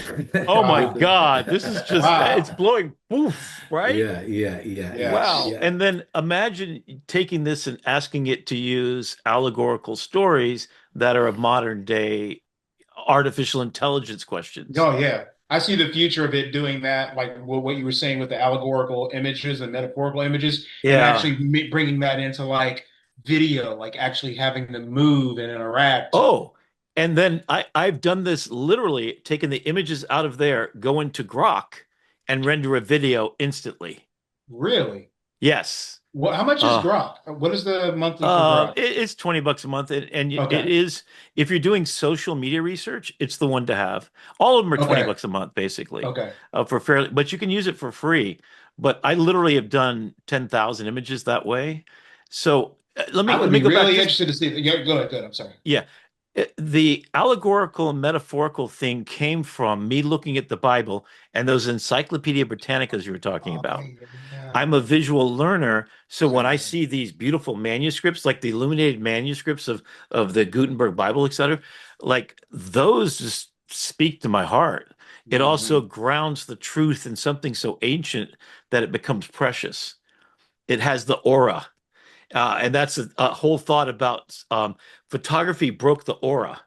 There's only one Mona Lisa, one Michelangelo. There's actually eight Michelangelo Davids because they made little ones before he made the big one. I didn't know that until I was standing in front of it, and I asked Perplexity, "Is this the only Michelangelo's Davids?" No. You walk down the street, get a gelato at this place, and there's an 8 foot one in front of the church. And I did Wow. that, and I'm like, "Woo! I'm using Perplexity to travel." And every day I wake up and I ask, "Buy me tickets to this so I can skip the line, do this," and I ask it, "Where's the gelato place?" Right? This is crazy. So that's why I'm just like a kid in a candy store with this stuff because I'm Yeah. I'm finding ways to amplify whatever I is, and that's for sure, right? And I'll show you real quickly Oh, Grok. perfect. So when you go to Okay. Grok it, I have to get down to the bottom. Oh, this is intense, man. So this is Midjourney, and the quality is better actually. So this is uploaded picture, and you just say go for it. So I'm gonna go here and so make a video. Is I could set it to make a video of this, and I can customize it here. Then I go to upload a picture, or I'm sorry, hold on. Make the swirling clouds go around the central figure as he reaches down and comes forward to the camera close up. So it's any image you upload, it instantly starts to make a video. Or if you set it up for still images, you can edit it before you then do something with it. And you get 720 up to 10 seconds if you're paying for it. Oh, that's Um, beautiful. right? And then it's almost there. I think my mind's gonna be blown on this one. Oh This yeah, is yeah, my yeah. this is It's my Rosetta Stone moment here. right. Oh Okay. my gosh. Right. And you saw how Yeah. complicated it was. Unbelievable. Now I'm going to take that and I'm going to say, you know what? I want to do it the way I asked for it. Remember the counterclockwise nonsense, whatever? Hmm. So it's literally going to do that. You're going to see Jesus coming forward and you're going to have an aha moment. Now, when you get done, it is 480, I believe, and you can go Okay. to, I think you can go to HD after it's done editing. So this is the previous one that we just saw. And then I can Hmm. come up here, I believe it is. Yeah, upscale. So it's going to upscale this one while it's Nice. generating over here at 56%, right? So I forget what this is for. This is from a Notebook LM, right? So here's the new Wow. one. So you've got it Wow. rotating around and then he's coming into the camera for his close up. Unbelievable. Yes. And then I am going to upscale this one because why the heck not? I sat there and I did an entire movie. I mean, Wow. when you're ready, just let me know. And oh, Oh, I'm ready. What is the adage? I stay ready so I don't have to get ready. there you go. There you go. You were born ready. And so if you look at my YouTube channel, there is 3 books on a desk called Grok. It is the three books I'm working on. The first book is The Fall of the American Empire. The second was The Rise of the Phoenix. And the third one is Return to Eden. And it's about Donald Trump in the first book and how AI has been working behind the scenes in evil and for good. And what I did in that episode, which is an hour and a half long, is I Yeah, made the entire is movie. this the one that says Grok World Premiere? Yes. Okay. Watch that. Take your time. Alrighty, I Because will. this is what I did is I went into NotebookLM. I Okay. loaded up all my stories. So I've written 17 chapters and I have a whole outline. I could put all my character stuff in there for the entire book. It's ready to publish any day now. And then I put that in as source. And then I had it generate the images that you see that are portrayed in there. Then I loaded each image out of the slide deck. So this is mass generation of exactly what I want, stylistically speaking. And then I came in here and then I directed. So you've got a scene where the election happens, Donald Trump wins at 9:27. The reporter at the center of the story gets this message and says, yeah, you get Guys, the I idea. have to go. Yeah, man. Okay, My no Hey, worries. wife, my thank you wife so much. I just appreciate you. arrived, and so now it's her time. Yeah, blessings to you, Pedro, and thank you Yes, so much for Pedro. being a part of Okay, this. I appreciate you. thank you, We'll guys. see you. Take Yeah, care. great pleasure being here with both of you. I Likewise. really Thank Likewise. appreciate you. it. Thank Thank you you. so much. Thank you. Okay.